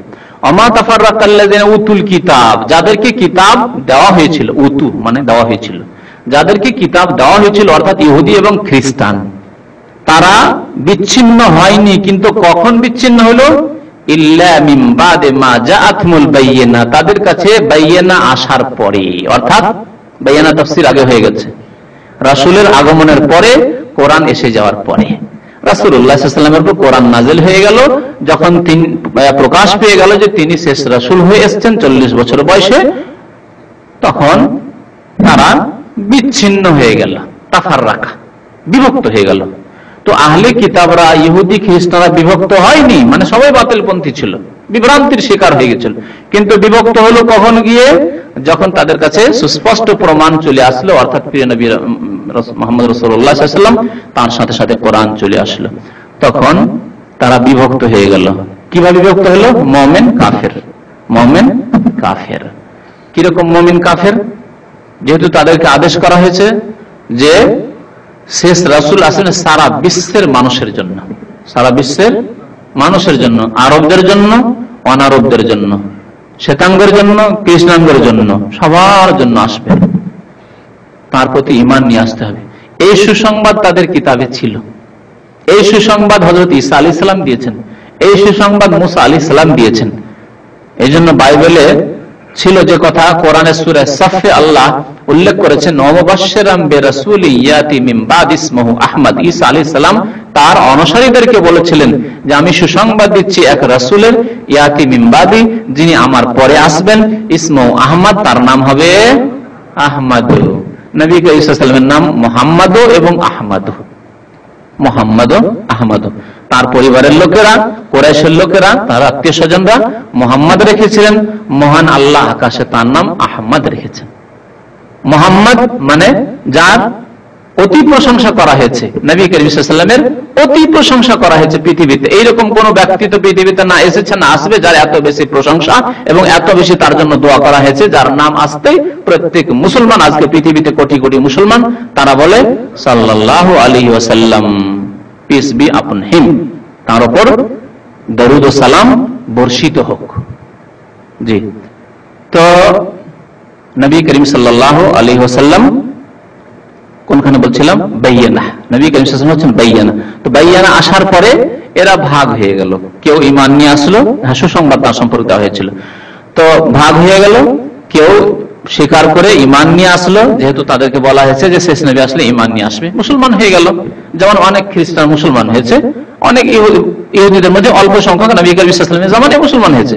নবী করিম সাল্লাল্লাহু আলাইহি ওয়াসাল্লাম যখন মদিনায় আসলেন, মদিনায় আসতেই প্রথম তো দূরে দূরে থাকতেন আব্দুল্লাহ বিন সালাম, কিন্তু আব্দুল্লাহ বিন সালাম ইহুদি থাকলেও দেখতে গেলেন, শুনেছেন যে নাকি একজন নবী বলে দাবি করছেন, আর তিনি মক্কা থেকে মদিনায় এসেছেন, আর মদিনায় তার বেশ কিছু অনুসারী, যারা অনুসারী ছিল তারা কিন্তু মুশরিক ছিল, পৌত্তলিক, আওস এবং খাজরাজ, দুই গোত্রের লোক, এরা কিন্তু পুতুল পূজারী, মক্কার মুশরিকদের মতো। এরাই অধিকাংশ মুসলমান হয়েছিল এবং এরাই সাহায্যের ওয়াদা করে নবী সাল্লাল্লাহু আলাইহি ওয়াসাল্লামকে ডেকে নিয়েছেন যে আসুন, আমরা আমাদের জীবন বেঁচে থাকা পর্যন্ত আপনার জন্য আমরা জান মালের সবকিছুর কোরবানি করবো, উৎসর্গ করবো, আসুন।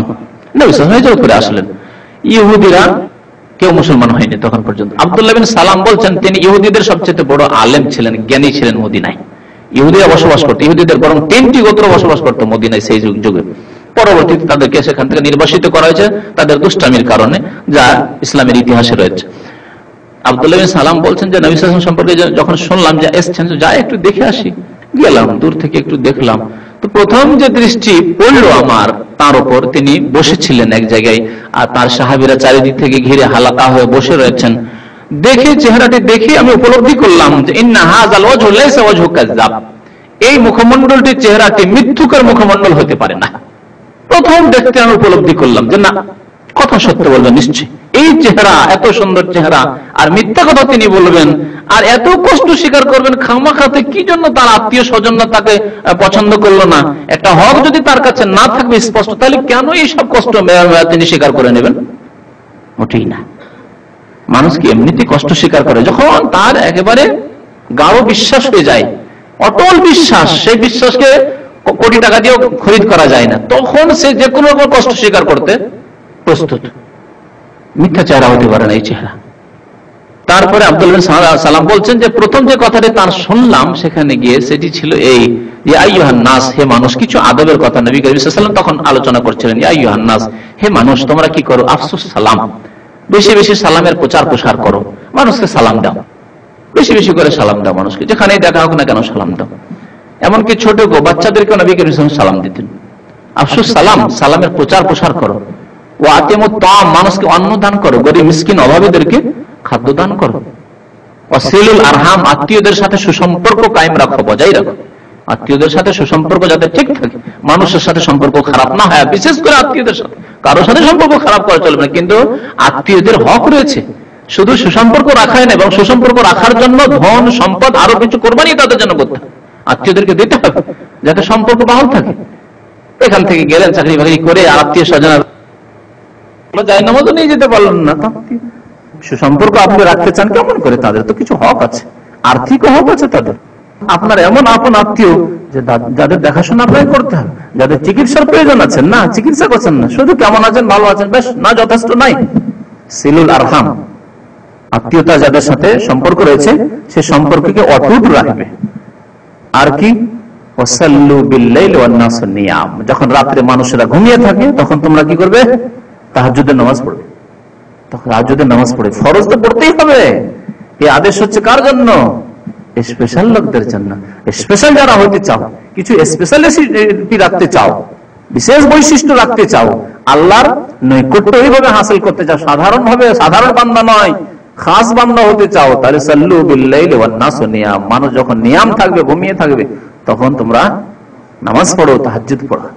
আল্লাহর সাথে একাকী যখন সম্পর্ক হবে, তখন স্পেশাল একটা সম্পর্ক হবে, তোমার ঈমানও স্পেশাল হবে, তোমার আমলও স্পেশাল হবে। সাল্লু বিল-লাইলি ওয়ান-নাসু নিয়াম। তারপরে কি বললেন নবী সাল্লাল্লাহু আলাইহি ওয়াসাল্লাম? তাদখুলুল জান্নাতা বিসালাম, তাহলে সহি সালামতে জান্নাতে প্রবেশ করবে। কত সুন্দর দিন। এই কথাগুলি শুনে অত্যন্ত প্রভাবিত হলেন আব্দুল্লাহ বিন সালাম। তারপরে পরে মুসলমান হয়ে গেলেন, কালেমা লা ইলাহা ইল্লাল্লাহ শাহাদাতে মুসলমান হয়ে গেলেন। কিন্তু অধিকাংশ ইহুদিরা মুসলমান হলো না, মাত্র কয়েকজন ইহুদি মুসলমান হয়েছিল, অধিকাংশ ইহুদিরা মুসলমান হয়নি।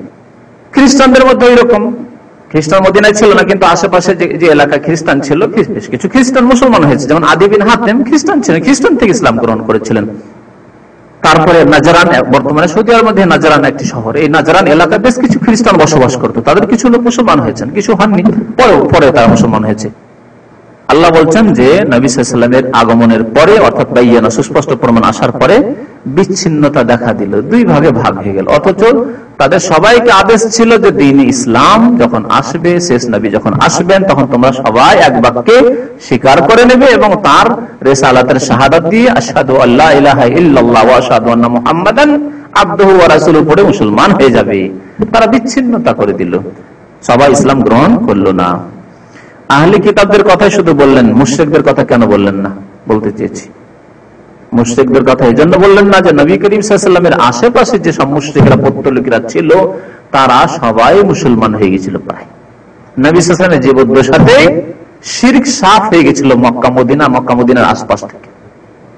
মক্কা বিজয় পর্যন্ত একটু বাধা ছিল, যেহেতু ওরা একটু শক্তিশালী ছিল, মক্কা তাদের দখলে, রাজধানী তাদের হাতে, সুতরাং তাদের কিছু যারা কট্টর ছিল, বদ প্রকৃতির ছিল, শক্ত প্রকৃতির ছিল, তারা গোড়ামি করে করে ছিল। কিন্তু যখন মক্কা বিজয় হয়ে গেল, ইসলামের হাতে চলে আসলো, তখন সবাই দলে দলে মুসলমান হয়ে গেল।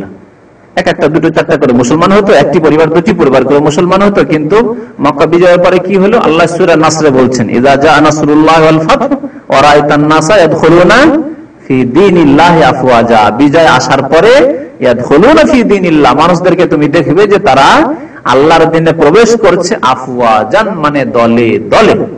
এক একটি বংশ একসাথে 1000 লোক, 2000 লোক, 5000 লোক, গোটা মক্কাবাসী একসাথে এসে কলেমা পড়ে মুসলমান হয়ে গেল। এইভাবে তায়েববাসী আসলো, যে তায়েববাসী নবী সাল্লাল্লাহু আলাইহি ওয়াসাল্লামকে আহত করেছিলেন, হ্যাঁ, এই তায়েববাসী দলে দলে এসে মুসলমান হয়ে গেল। তো মুশরিক যারা পৌত্তলিক ছিল তারা প্রায় সবাই মুসলমান হয়ে গেছিল, কেউ আর অবশিষ্ট থেকে যায়নি।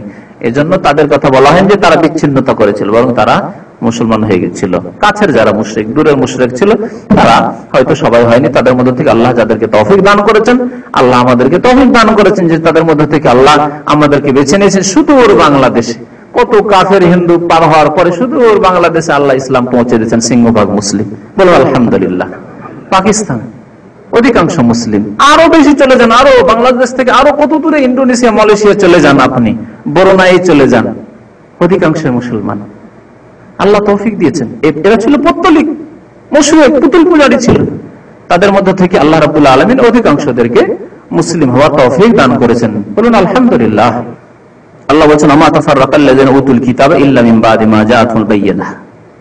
তারা বিচ্ছিন্নতা সৃষ্টি করলো, অথচ আল্লাহ কি আদেশ করেছিলেন? ওয়ামা উমিরু ইল্লা লিয়াবুদুল্লাহ মুখলিসিনা লাহুদ্দিন হুনাফা। অথচ তাদেরকে আদেশ করা হয়েছিল, অথচ ইহুদি খ্রিস্টানদেরকে, সারা বিশ্বের মানুষকে আদেশ করা হয়েছিল যে তারা শুধুমাত্র আল্লাহর ইবাদত করবে, ইল্লা লিয়াবুদুল্লাহ, শুধুমাত্র আল্লাহর ইবাদত করবে, মুখলিসিনা লাহুদ্দিন, তার জন্য দ্বীনকে নির্ভেজাল করে, খালিস করে, ভেজাল মুক্ত করে, আনুগত্য একমাত্র আল্লাহর। দিন মানে আনুগত্য হয়, আর দিন মানে দিন, পুরো দিন হয়, যে দিন মানে ধর্ম যেটা আমরা বলি। তো পুরো দিনকে আল্লাহর জন্য নির্ভেজাল করে দেবে, নিজের আনুগত্যকে আল্লাহর জন্য একবার নির্ভেজাল করে একমাত্র আল্লাহর আনুগত্য করবে। সার্বিক ক্ষেত্রে কি করণীয়, কি বর্জনীয়, এই ক্ষেত্রে আল্লাহ যা বলেছেন, রাসূল যা বলেছেন, আর কিছু জানে না সে। এই হচ্ছে আদেশ, এইভাবে ইবাদত করতে হবে। নামাজ কেমন ভাবে পড়তে হবে? যেমন ভাবে আল্লাহ শিখিয়েছেন, তার রাসূল শিখিয়েছেন। রোজা কেমন করে রাখতে হবে? যেমন ভাবে রাসূলুল্লাহ সাল্লাল্লাহু আলাইহি ওয়াসাল্লাম আল্লাহর পক্ষ থেকে শিখিয়েছেন। যাকাত কেমন ভাবে দিতে হবে, কি পরিমাণ দিতে হবে, যেমন ভাবে আল্লাহ এবং তার রাসূল বলেছেন, ইত্যাদি ইত্যাদি। ইল্লা লিয়াবুদুল্লাহ মুখলিসিনা লাহুদ্দিন। এবং এই দ্বীনকে, এই ইবাদতকে, এই আনুগত্যকে আল্লাহর জন্য খালিস করতে হবে, মানে আল্লাহ ছাড়া অন্যেরও আনুগত্য করা বা অন্যের সামনে সিজদা করা, অন্যের সামনে দোয়া করা, অন্যের কাছে আরাধনা উপাসনা করা, অন্যের দরবারে ধর্ণা দেওয়া, যেমন কবর মাজারে যারা ধর্ণা দেয়, না না না, এটি হচ্ছে ও দ্বীনের পরিপন্থী কাজ, দ্বীন বিরোধী কাজ, দ্বীন বিরোধী কাজ, ইখলাসের পরিপন্থী। ইখলাস মানে নিষ্ঠার সাথে একমাত্র আল্লাহর জন্য দ্বীনকে কায়েম করা, মুখলিসিনা লাহুদ্দিন হুনাফা, একগ্র চিত্তে একমাত্র আল্লাহর জন্য। হুনাফা হানিফের বহুবচন, হানিফের বহুবচন হচ্ছে হুনাফা, একগ্র চিত্তে। ওয়ায়ুকিমুস সালাহ, এবং আদেশ কি করা হয়েছে? সালাত কায়েম করবে, নামাজ কায়েম, এও আদেশ করা হয়েছে। ওয়ায়ুতুজ যাকাত, যাকাত প্রদান করবে, এই আদেশ করা হয়েছে। সুতরাং কেউ যদি শুধু জাতিগত মুসলমান হয় আর সালাত কায়েম না করে, মুসলমান হতে পারলো না। এই জন্য তো বেনামাজিকে কাফের বলে আখ্যায়িত করা হয়েছে হাদিসকে, যে ব্যক্তি নামাজ না পড়ে, ফরজ নামাজ, মুসলমান থাকতে পারে না। প্রমাণ কি? আপনার অন্তরে ইসলাম আছে না আছে কেমন করে বুঝবো? আপনাকে মসজিদে যদি 5 ওয়াক্ত দেখতে পাই, তাহলে বুঝবো যে হ্যাঁ আপনি মুসলমান, না হলে আপনি মুনাফিক। আপনার অন্তরে ইসলাম নেই, আপনি হয়তো মুসলমান হয়ে জন্মগ্রহণ করেছেন, এই মাত্র। জি, এই জন্য কমের পক্ষে মুসলিম বলে প্রমাণ করার জন্য নিজেকে মসজিদে হাজির হয়ে 5 ওয়াক্ত নামাজ পড়তে হয়। 5 ওয়াক্ত 17 রাকাত নামাজ পড়তে হবে, কমের 17 রাকাত 5 ওয়াক্ত নামাজ পড়তে হবে কম পক্ষে মুসলমান হওয়ার জন্য। এটি হচ্ছে প্রমাণ। যেমন একটা কোর্টে গিয়ে আপনি নিজের কেস নিয়ে গেছেন, আপনি বাদী বা আসামি, তো আপনাকে কমপক্ষে কয়টা সাক্ষী নিয়ে যেতে হবে? 2টো সাক্ষী নিয়ে যেতে হবে। যদি সাক্ষী না থাকে 2টো জিততে পারবেন? পারবেন না আপনি জিততে। একটি সাক্ষী থাকলেও চলবে না, আর সাক্ষী একটিও নয়, চলবে না। তো আল্লাহ রাব্বুল আলামিন এখানে 2টি সাক্ষীর কথা বলেছেন, 2টি সাক্ষী দিতে হবে। একটি হচ্ছে সালাত, আর একটি হচ্ছে যাকাত। হযরত আব্দুল্লাহ বিন মাসউদ রাদিয়াল্লাহু তাআলা একটি হাদিস বর্ণনা করেছেন যে ব্যক্তি যাকাত দেয় না, তার সালাত কবুল হয় না। যে ব্যক্তি যাকাত দেয় না তার নামাজ কবুল হয় না। কেন এই কথা তিনি নবী সাল্লাল্লাহু আলাইহি ওয়াসাল্লাম বললেন? কারণ যে ব্যক্তি যাকাত দেয় না, শতকরা 2.5 টাকা আপনার না।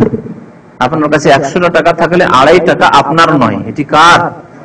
গরিব মিসকিনদের জন্য, 8 প্রকারের লোকদের জন্য আল্লাহ নির্ধারিত করেছে তাদের হক। খোড়া অক্ষম মানুষ, সে আয় উপার্জন করতে পারে, খাবে কোথা থেকে? তার জন্য আল্লাহ হক নির্ধারণ করে দিয়েছেন, আছেই তার ভাগ আছে। মুসলিম উম্মতের যারা খোড়া অক্ষম মানুষ বা যারা হকদান, তাদের হক আল্লাহ নির্ধারিত করেছেন। আপনার কোনো অবদান, এহসান নাই যে আপনি গরিবদের বড় এহসান করলেন আপনার গ্রামে, না, আল্লাহর এহসান এটি।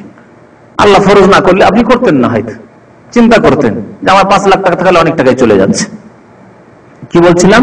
যে এই দুইটি প্রমাণ দিতে হবে। হ্যাঁ, যাকাত না দিলে নামাজ কবুল হবে না। জাকাত না দিলে না, জাকাত না দিলে মুসলমান হয়ে থাকবে, মানে ফাসেক, বড় ফাসেক। জাকাত যদি কেউ না দেয় তাহলে অস্বীকার করলে কাফের, আর যদি আচ্ছা দেব করে সে মুসলমান, কিন্তু ফাসেক সে। তবে জাকাত না দিলে নামাজ কবুল হয় না। আব্দুল্লাহ বিন মাসউদ রাদিয়াল্লাহু তাআলা আনহু এই বর্ণনা, হাদিসটি নবী সাল্লাল্লাহু আলাইহি ওয়াসাল্লাম বর্ণনা করেছেন। কেন? এই জন্যই যে যখন আপনি 2.5 টাকা দিলেন না, তখন আপনার ধনের সাথে ওই 2.5 টাকা হারাম মিক্সচার হয়ে গেল। যখন মিক্সচার হয়ে গেল তখন সবগুলি হারাম একাকার হয়ে গেল, কোনটি হালাল কোনটি হারাম আর তফাৎ থাকলো না।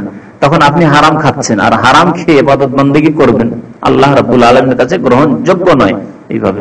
সুতরাং যাকাত দিতে হবে। দুইটি প্রমাণ, আপনি যে মুসলিম, দুইটি সাক্ষী, একটি হচ্ছে সালাত মসজিদে গিয়ে, আরেকটি হচ্ছে যাকাত দিতে হবে, তাহলে আপনি মুসলমান। হাদিসটি বের করে দেবো আপনাকে। তো যাকাত দিতে হবে, যাকাত দিতে হবে। যাকাত না দিলে নামাজ কবুল হয় না। আব্দুল্লাহ বিন মাসউদ রাদিয়াল্লাহু তাআলা হাদিসটি বর্ণনা করেছেন। তো কি বলছিলাম? যে সালাত কায়েম করতে হবে এবং যাকাত দিতে হবে। আর অধিকাংশ জায়গায় কোরআনে নামাজের সাথে যাকাতের কথা বলেছে, অধিকাংশ জায়গায়। কোন কোন জায়গায় শুধু বলেন, অধিকাংশ জায়গায় আকিমুস সালার সাথে ওয়াতুজ যাকাত বলা হয়েছে। আর 80-এরও বেশি জায়গায় আল্লাহ নামাজের কথা বলেছেন। সুতরাং আপনি একটি আদেশ যদি আল্লাহ লঙ্ঘন করেন, তাহলে আপনার ঈমান থাকবে কিনা, আপনি মুসলিম হয়ে মুক্তি পাবেন কিনা চিন্তা করেন। আর এতবার আল্লাহ আদেশ করলেন, তারপর উপেক্ষা করেই যাচ্ছেন আর বলছেন আমি মুসলমান। কেমন করে মুসলমান? প্রমাণ করলেন না, মুনাফিক আপনি। আপনার মধ্যে কপটতা রয়েছে। এটি হচ্ছে সঠিক দিন। সঠিক দিন কি? যে একমাত্র আল্লাহর ইবাদত করবে, শিরক করবে না, শিরক মুক্ত মুসলমান হবে। না আকীদায় শিরক, না কথায় শিরক, না আমলে কাজে কর্মে শিরক।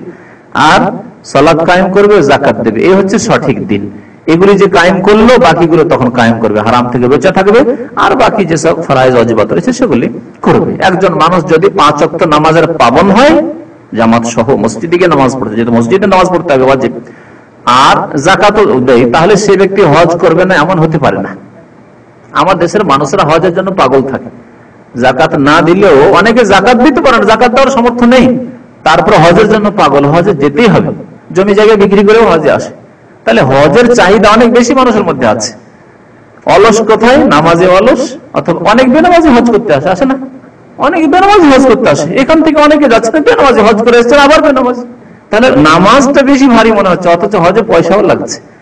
এই জন্য আল্লাহ হজের কথা এখানে বলেননি। রোজা আমাদের দেশে অনেকে রাখে, অনেক বেনামাজি রোজা রাখে। হ্যাঁ, অনেক বেনামাজি মহিলা, অনেক বেনামাজি তারা রোজা রাখে আমাদের দেশে সমাজে।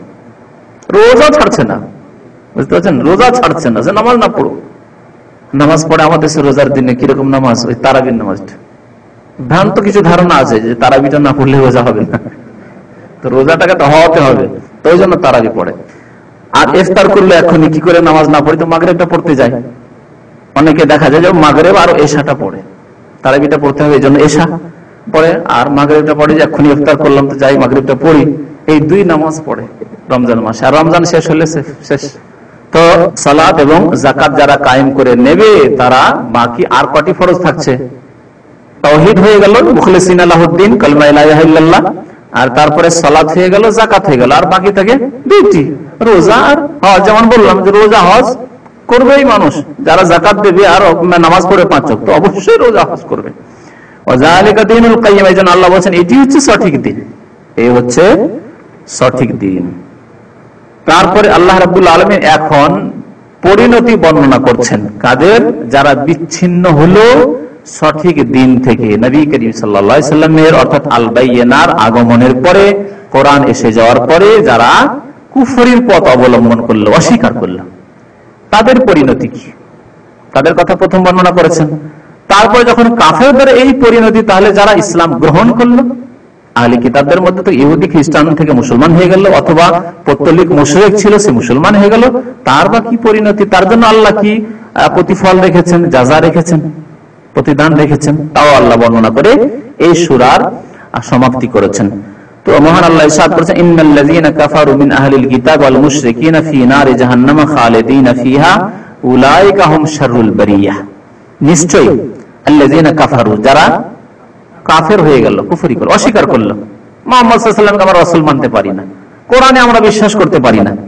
মিন আহলিল কিতাব, সে আহলে কিতাব হোক, ইহুদি খ্রিস্টান হোক, ওয়াল মুশরিকিন, বা মুশরিক পৌত্তলিক হোক, যেমন আবু জাহাল, আবু লাহাব, এইরকম যারা কাফের কুফরের অবস্থায় যারা মারা গেছে, ফি নারে জাহান্নামা, তাদের পরিণতি কি? জাহান্নামের আগুনে তারা অবস্থান করবে, খালিদিনা ফিহা, সেখানে তারা চিরকাল থাকবে, স্থায়ী হবে। উলাইকা হুম শাররুল বারিয়া, এবং এরাই হচ্ছে শাররুন মানে নিকৃষ্ট, খারাপ, আর বারিয়া মানে সৃষ্টি। সারা পৃথিবীর যত সৃষ্টি রয়েছে, সৃষ্টির অধম, সমস্ত সৃষ্টির মধ্যে নিকৃষ্ট সৃষ্টি। আল্লাহু আকবার, নিকৃষ্ট সৃষ্টি। নিজের কল্পনার জগতে কল্পনা করেন তো যে পৃথিবীতে সবচাইতে নিকৃষ্ট সৃষ্টি কি হতে পারে, বলেন দেখি কেউ একজন। নিকৃষ্ট সৃষ্টি শুকর, পায়খানার মধ্যে যে পোকাগুলো হয়ে যায় মনে করেন, তাই না? এই ধরনের এরকম অনেক উদাহরণ আছে। শুকুর, কুকুর, বা আপনার পায়খানার ওই পোকা, এসব পোকা। তো এই পোকার চাইতেও, পায়খানার পোকার চাইতেও, কুকুর চাইতেও, শুকুর চাইতেও নিকৃষ্ট কে? ওই মানুষ, যে মানুষ আল্লাহর প্রতি বিশ্বাস রাখে না, পরকালের প্রতি বিশ্বাস রাখে না, রাসূলের প্রতি, মুহাম্মদ সাল্লাল্লাহু আলাইহি ওয়াসাল্লামের রিসালাতে বিশ্বাসী হলো না, কোরআনের বিধানের প্রতি বিশ্বাসী হলো না। উলাইকা হুম শাররুল বারিয়া, বারিয়া মানে সৃষ্টি, মাখলুকাত, সৃষ্টি জগৎ। তো সমস্ত সৃষ্টি জগতের অধম হচ্ছে, বা সৃষ্টি জগতের মধ্যে সর্বনিকৃষ্ট হচ্ছে ইন্নাল্লাযীনা কাফারু, যারা কাফের। আহলে কিতাবদের ইহুদি নাসারা কাফের হোক, অথবা মুশরিক পৌত্তলিক কাফের হোক, কবর পূজারী কাফের হোক, উলাইকা হুম শাররুল বারিয়া, এরা হচ্ছে সৃষ্টির অধম। এই জন্য কোরআনে কারিমে আরো কয়েক জায়গায় বলা হয়েছে এইরকম কাফেরদের কথা, উলাইকা কাল আনআম, এরা হচ্ছে চতুষ্পদ জন্তুর মতো। চতুষ্পদ জন্তু তো অনেক ভালো, চতুষ্পদ জন্তু চাইতে নিকৃষ্ট অনেক জীব আছে। এই জন্য আল্লাহ তারপরে বলছেন যে শুধু কাল আনআম নয়, বাল হুম আযাল, বরং এর চাইতেও নিকৃষ্ট। আর আল্লাহ ইরশাদ করেছেন আরেকটি আয়াতে, ওয়াল্লাযীনা কাফারু ইয়াতামাত্তাউন, কাফেররা পৃথিবীতে ভোগ করে। কেমন ভাবে ভোগ করে? কামান ইয়াকুলুন, এবং ভক্ষণ করে, ভোগ করে, ভোগ বিলাস করে, কামা তাকুলুল আনাম, যেমন চতুষ্পদ জন্তু খায়। কোন চিন্তা নেই, তার মালিক খাওয়াচ্ছে, খাচ্ছে, ঘোড়াকে পুষে পুষে পুষে মোটা করছে, তাজা করছে, তার মালিক খাচ্ছে, কোন চিন্তা আছে? ঘোড়ার কোন চিন্তা আছে? যারা কুকুর আজকাল পোষে পশ্চিমারা, আর কুকুরকে আদর যত্ন করে নিজের ছেলে মেয়ের চাইতেও বেশি, স্ত্রীর চাইতেও বেশি, মা বাবার চাইতেও বেশি, করে না? কোন বাড়াবাড়ি কথা নাকি? হ্যাঁ, এত সুন্দর আদর যত্নে রাখে, দুধে ভাতে খাওয়াই, যে ছেলে মেয়েকে এত দুধে ভাতে খাওয়াই না, ছেলে মেয়েদের খোঁজ খবরই নাই না। এদের স্ত্রীরা ফ্যাক্টরিতে চাকরি করে, এক জায়গায় চাকরি করছে, আর স্বামী আরেক জায়গায় চাকরি করছে, আর ছেলে মেয়েকে দরজা বন্ধ করে দিয়ে চলে এসছে, কারো হাতে ছেড়ে দিয়ে চলে এসছে। মান্থলি যেখানে রাখার ব্যবস্থা আছে, ছেলে মেয়েদের ওখানে রেখে চলে এসছে। পশ্চিমা দেশে এইরকম কিছু আপনার আছে, সংস্থা আছে, যারা চাকরি করবেন স্বামী স্ত্রী, সেখানে গিয়ে ছেলে মেয়েকে দিয়ে চলে আসেন, যে তোমার 12 ঘন্টা পার ঘন্টা তার ফিস আছে। জি, তো এরা কুকুরের যেভাবে যত্ন করে, তাদের গাড়িতে দেখবেন কুকুর কি যত্নে বসে থাকে। হ্যাঁ, কুকুরের যেভাবে যত্ন করে, তারা নিজের ছেলে মেয়েদেরও যত্ন করে না, বাবা মায়ের যত্ন করে না। সেই সমাজে বাবা মার মর্যাদা কেমন জানেন? এই পশ্চিমা সমাজে বাবা মার মর্যাদা হচ্ছে, যেমন আমরা কোনো ফল খেয়ে বিচিটাকে ছুঁড়ে ফেলে দিই। আম খেলেন, আর চুষে চুষে আম খাওয়ার পরে বিচিটাকে কি করলেন? ছুঁড়ে ফেলে দিলেন। ওই রকম বাবা মায়ের মর্যাদা সেই সমাজে, কোনো বাড়তি কথা নাই। এবং ওই দেশে যারা যাচ্ছে, এই মুসলিম দেশগুলি থেকে, তারা বাবা মাকে ওইভাবে রাখে। বাবা মাকে নিয়ে যায় কি জন্য? নিয়ে যায় বাংলাদেশ থেকে, পাকিস্তান থেকে, ভারত থেকে মুসলিমরা যারা পশ্চিমা দেশে থাকে, লন্ডনে, আমেরিকা, কানাডায় তারা বাবা মাকে অনেকে নিয়ে যায়। কি জন্য নিয়ে যায়? যে স্বামী স্ত্রী দুজনে চাকরি করবে, ছেলেগুলোকে দেখাশোনা কে করবে? বাবা মাকে নিয়ে গিয়ে রাখে যে বাবা মা আমার ছেলেগুলোকে একটু যোগান দাও, দেখাশোনা করো। তো এই করতে থাকি, আর তারপরে যখন এই কাজ শেষ তখন ছুটে ফেলে দেয়। কোনো মর্যাদা নেই সেই সমাজে, বাবা মায়ের কোনো মর্যাদা নেই, পারিবারিক কাঠামো বলে কোনো জিনিস নেই সেখানে।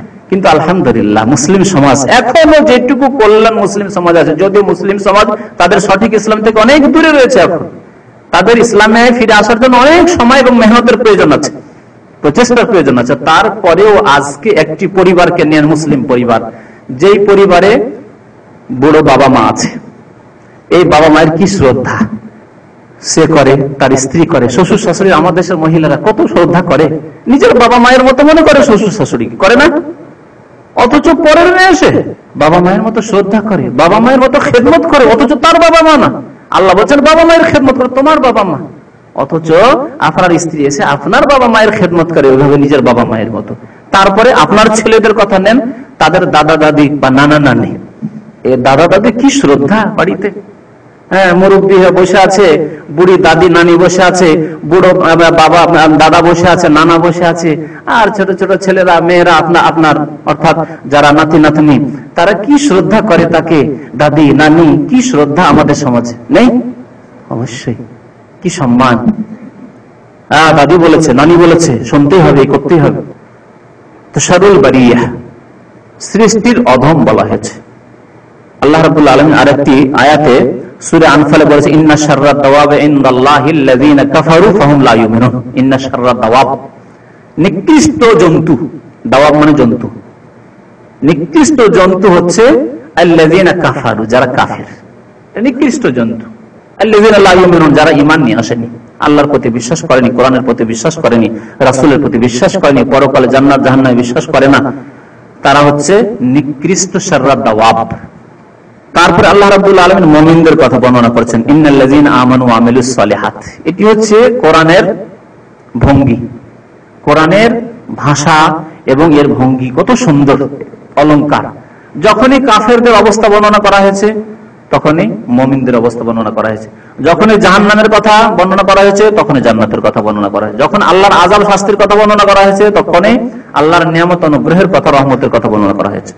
তাই আল্লাহ বলেছেন ইন্নাল্লাযীনা আমানু ওয়া আমিলুস সালিহাত, নিশ্চয় যারা ঈমান নিয়ে আসলো, বিশ্বাস করলো, বাস যথেষ্ট। কোন জায়গায় কোরআনে শুধু ঈমানের কথা বলা হয়নি, ঈমান মানে বিশ্বাস করা যথেষ্ট নয়, অর্থাৎ জাতিগত মুসলমান হওয়া যথেষ্ট নয়। ও আমিলুস সালিহাত, এবং সৎ কর্মগুলি করলো, শুধু একটি কর্ম নয়, সৎ কর্ম নয়, শুধু নামাজ পড়লো, শুধু রোজা করলো, শুধু যাকাত দিল, জীবনে একবার হজ করে নিল, ব্যাস না, সালিহাত, সালেহের বহু বচন হচ্ছে সালিহাত, সৎ কর্মসমূহ সম্পাদন করলো, ও আমিলুস সালিহাত। তাহলে যে কোনো মানুষ যতক্ষণ পর্যন্ত ঈমানের পরে ভালো কাজগুলি, যেগুলিকে আল্লাহ এবং তার রাসূল ভালো বলেছেন, সেই কাজগুলি না করবে, হারাম কাজ থেকে বেঁচে থাকা ভালো কাজ, এটিও কাজ নাবাচক, কিন্তু হারাম কাজ থেকে বেঁচে থাকাও ভালো কাজ। হারাম কাজ থেকে বেঁচে থাকতে হবে, বর্জনীয় সেগুলো বর্জন করতে হবে, আর যেগুলি করণীয় সেগুলি করতে হবে, তাহলে হবে সালেহাতের বাস্তবায়ন, সৎ কাজের বাস্তবায়ন, তাহলে মুমিন হওয়া যাবে। আর শুধু জাতিগত মুসলমান, তাদের জন্য মুক্তি নেই। তাই আল্লাহ বলেছেন ইন্নাল্লাযীনা আমানু ওয়া আমিলুস সালিহাত। আবার সালেহাত দুই প্রকার, এক হচ্ছে আল্লাহর হকের সাথে সম্পর্কীয়, আর এক হচ্ছে মানুষের হকের সাথে সম্পর্কীয়। আল্লাহর হক অনেকে আদায় করে, কিন্তু মানুষের হক আদায় করে, মানুষের সাথে তার বিহেভ আচরণ ভালো না, লেবার বেরোবে, জুলুম করে, অথচ নামাজি মুসল্লি হতে পারে, এরকম স্ত্রীর উপরে জুলুম করে, অথচ নামাজি মানুষ, ছেলে মেয়েদের লালন পালন করলো না, আদব কায়দা ইসলামিক ছিল না, অথচ নিজে ব্যক্তি জীবনে বেশ নামাজি মুসল্লি মানুষ অনেক আছে। মেয়ের পর্দা করে না, অথচ সে মুসল্লি, এরকম অনেক আছে আমাদের সমাজে, যথেষ্ট নয়। এগুলি হচ্ছে মানুষের হক। আপনার মেয়েকে ইসলামিক পর্দা শেখাতে হতো, এটি হচ্ছে তার হক। আপনার ছেলেদেরকে ইসলামিক আদব কায়দা ইসলামিক শিক্ষা দিতে হতো, সেটি হচ্ছে তাদের হক। আপনার স্ত্রীর সাথে সদাচরণ করতে এবং তাকে ইসলামিক জ্ঞান দিতে হতো, এটি হচ্ছে তার হক, ইত্যাদি ইত্যাদি। এইভাবে মাতা পিতার হক রয়েছে। অনেকে মাশাআল্লাহ নামাজি মানুষ, জ্ঞানও রাখে ইসলামের সম্পর্কে, মাতা পিতার সেবা করে না, মাতা পিতাকে খুশি রাখে না, অসন্তুষ্ট রাখে, কষ্ট দেয়, হক আদায় করে না তাদের, না মুক্তি পাবে না। আমিলুস সালিহাত, দুই রকমেরই সালিহাত লাগবে। তাহলে এরা হলো কি, উলাইকা হুম খায়রুল বারিয়া, শারুল বারিয়ার বিপরীত। যারা ঈমান নিয়ে আসলো এবং ভালো কাজ করলো, এরা হচ্ছে সৃষ্টির সেরা। খায়র, শারের বিপরীত হচ্ছে খায়র। খায়রুল বারিয়া, সৃষ্টির সেরা হচ্ছে কে? তাহলে যারা আল্লাহর প্রতি ঈমান নিয়ে আসছে, তার সাথে সাথে আরো যে 5টি মোট 6টি জিনিসের প্রতি ঈমান নিয়ে আসার কথা বলে, ঈমান নিয়ে আসছে এবং সৎ কাজগুলি করে, তারা হচ্ছে সৃষ্টির সেরা। যারা সৃষ্টির সেরা এরা কয় শ্রেণীর জানেন? কত শ্রেণীর? 4 প্রকারের। কোরআনের ভাষায় বলা হয়েছে এরা হচ্ছে 4 প্রকারের। প্রথম হচ্ছে নবী এবং রাসূল। প্রথম হচ্ছে নবী এবং রাসূল, সৃষ্টির সেরা, খায়রুল বারিয়া। সবচেয়ে খায়রুল বারিয়া হচ্ছে নবী এবং রাসূল। নবী রাসূলদের মধ্যে আমাদের প্রিয় নবী মুহাম্মদ রাসূলুল্লাহ সাল্লাল্লাহু আলাইহি ওয়াসাল্লাম নবী রাসূলদের সেরা। তো খায়রুল বারিয়া হচ্ছেন প্রথম স্তরে আম্বিয়া এবং রাসূলগণ। তারপরে হচ্ছে সিদ্দিকিন, সিদ্দিকগণ অর্থাৎ, আর সিদ্দিকদের সেরা হচ্ছেন কে? যেমন নবী রাসূলদের সেরা মুহাম্মদ রাসূলুল্লাহ সাল্লাল্লাহু আলাইহি ওয়াসাল্লাম, তেমন সিদ্দিকিনদের সেরা হচ্ছেন আল্লাহর ওলি, আল্লাহর নেক বান্দাদের সেরা হচ্ছেন আবু বকর সিদ্দিক রাদিয়াল্লাহু তাআলা আনহু। আবু বকরকে সিদ্দিক উপাধি দেওয়া হয়েছে, এর মানে এই না যে ওমর সিদ্দিক নন বা হাজার হাজার সাহাবা, লক্ষ লক্ষ সাহাবা কেন সিদ্দিক নন, তারা সবাই সিদ্দিক। সিদ্দিক প্রত্যেক জামানায় সিদ্দিক থাকবে, অত্যন্ত সত্যবাদী, যাদেরকে কোটি কোটি টাকা দিয়েও খরিদ করা যাবে না, তাদের ঈমানের কিঞ্চিত পরিমাণ খরিদ করে নিতে পারবে না। তোমাকে 1 লাখ টাকা দেবো, কিন্তু তোমার দাড়ি রাখতে হবে না, 1 লাখ টাকা দিয়েও খরিদ করতে পারবেন না। কিন্তু আরেকজনকে দেখো, তোমার 500 রিয়াল বেতন, 500 রিয়াল বা 300 রিয়াল, কিন্তু দাড়ি রাখা চলবে না। ওকে ওকে, অসুবিধা নেই, আমার 300 রিয়াল অনেক, ঠিক না? এইরকম লোক আছে। তাহলে একটা উদাহরণ দিয়ে বললাম, এইরকম দিনের অনেক ক্ষেত্রে, ঠিক আছে, তুমি জামাতে নামাজ পড়তে যেতে পারবে না, আজীবন ওই চাকরি করে যাচ্ছেন, কি করবো, জামাতে নামাজ পড়তে পারছেন, আজীবন আপনি ওই হাল্লাকের কাজ করছেন, বারবার শপে কত লোকের দাড়ি আপনি মুছে মুছে দিচ্ছেন, নিজে তো গুনাহ করছেন আর অনেককে গুনাহ করাচ্ছেন, আর তাদের জন্য গুনার পথ খুলে দিচ্ছেন। সিগারেট বিক্রি করছেন, বাকালাই চলবে না সিগারেট না বিক্রি করলে, বাকালাই চলবে না সিগারেট না বিক্রি করলে। এই যে আপনি হিসাব করে দেখেন যে কত টাকার মান্থলি আপনার সিগারেট বিক্রি হচ্ছে, তারপরে দেখলেন 1000 রিয়াল। না 1000 রিয়াল অনেক, মাসে 1000 রিয়াল আসছে, কম কথা। একজন লেবারের বা আমার বেতনটা উঠে আসবে, ছাড়া যাবে না, ছাড়তে পারলেন না। কিন্তু আল্লাহ যাদেরকে তাকওয়া দান করেছেন ছেড়ে দিয়েছে। এখানে দাম্মামে বেশ কিছু আপনার সুপার মার্কেট আছে, সিগারেট বিক্রি হয় না, অনেকে জানেন না, তার মধ্যে একটি কাছে আছে, বলে দিচ্ছি আপনাদেরকে। এবং প্রত্যেক মুসলিম দিনদারের উচিত যে এই সব দোকানের সাথে আদান প্রদান করবে, এই সব দোকান থেকে ক্রয় করবে, যারা দিনদার পরিষ্কার মানুষ, আল্লাহর ভয় শুধু সিগারেট রাখে না, নাহলে কত লোক সেখান থেকে সিগারেট কিনতে পারে। এই যে বিজিম্যান রয়েছে, এই যে জামা মসজিদের কাছে যে বিজিম্যান সেন্টার রয়েছে, সিগারেট খুঁজে দেখে পাবেন না। তারপরে বারবার শপের যত মানে যন্ত্রপাতি আছে, খুল বা ব্লেড বা এই ধরনের যেগুলো জিনিস, সেগুলো পাবেন না তাদের কাছে। সাবান পাবেন না, বিশেষ সাবান তারা ব্যবহার করে, তাই না? বিশেষ সাবান বারবার শপে ব্যবহার হয় নাপিতদের কাছে, ওই সাবান পাবেন না সেখানে।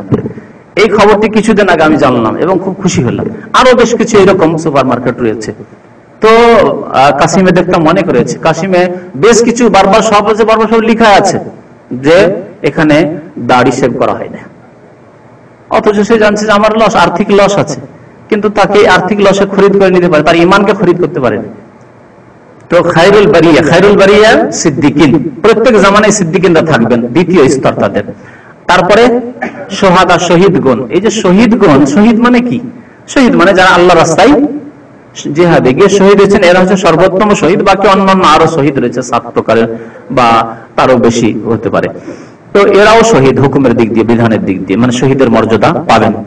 কিন্তু এই শহীদদের এই আয়াতে যে শহীদ বলা হয়েছে, এর আরেকটি তাফসীর করা হয়েছে, আপনাদের জন্য আজকে নতুন লাগবে, শুনে রাখেন। আল্লাহ রাব্বুল আলামিন এদের মর্যাদার কথা বলেছেন, তার তৃতীয় মর্যাদা। চতুর্থ মর্যাদা হচ্ছে সলেহীন, সৎ বান্দা, সাধারণ কিন্তু সৎ বান্দা, নেক মানুষ, হারাম থেকে বেঁচে থাকে, অবৈধ কাজ থেকে বেঁচে থাকে এবং ফরজ অজেব সুন্নাত আদায় করে, সলেহীন। এরা হচ্ছে চতুর্থ স্থান ইসলামে এদের বা ঈমানের ক্ষেত্রে। সোহাদা, শহীদের বহুবচন। শহীদের একটি অর্থ আল্লাহ রাস্তায় যারা শহীদ হয়, তাই না? আর একটি অর্থ শহীদের সাক্ষ্য দানকারী, শাহাদাত দানকারী, যে সাক্ষী দিয়ে থাকে। তো সাক্ষী কারা দিয়ে থাকে এ সম্পর্কে আল্লাহ রাব্বুল আলামিন একটি আয়াতে সূরা আলে ইমরান ইরশাদ করেছেন, শাহিদাল্লাহু আন্নাহু লা ইলাহা ইল্লাল্লাহ ইল্লাহু ওয়াল মালায়েকাতু ওয়া উলুল ইলমি কায়িমান বিল কিসত। আল্লাহ সাক্ষ্য দান করছেন যে আল্লাহ ছাড়া কেউ সত্য মাবুদ নেই, ইল্লাহু, তার ছাড়া কেউ সত্য মাবুদ নেই।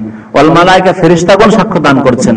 আর মানুষের মধ্য থেকে ওয়া উলুল ইলম, উলামায়ে কেরাম, আহলে ইলম। উলুল ইলম মানে জ্ঞানী, যারা জ্ঞানী। উলামায়ে কেরাম মানে বিদাতপন্থী তার অন্তর্ভুক্ত নয়।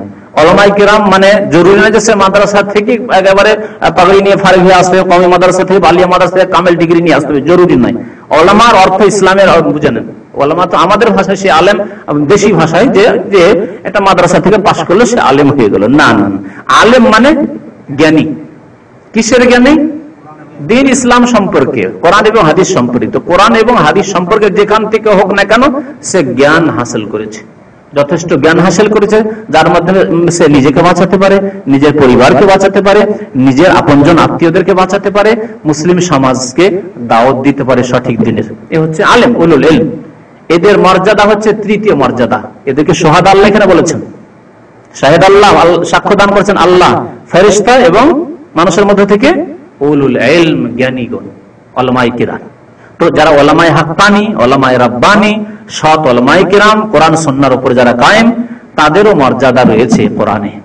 সুতরাং আল্লাহ রাব্বুল আলামিন এই চার প্রকারের কথা বর্ণনা করেছেন। ওমাইয়ুতি আল্লাহ ওয়া রাসূলা ফাউলাইকা মাআল্লাযিনা আনআমা আল্লাহু আলাইহিম মিনান নাবিয়িনা ওয়াস সিদ্দিকিনা ওয়াস শুহাদায়ে ওয়াস সালিহিন। এই চার প্রকার লোকের কথা, এরা হচ্ছে সৎ লোক। এদের জন্য এরা হচ্ছে সৃষ্টির সেরা।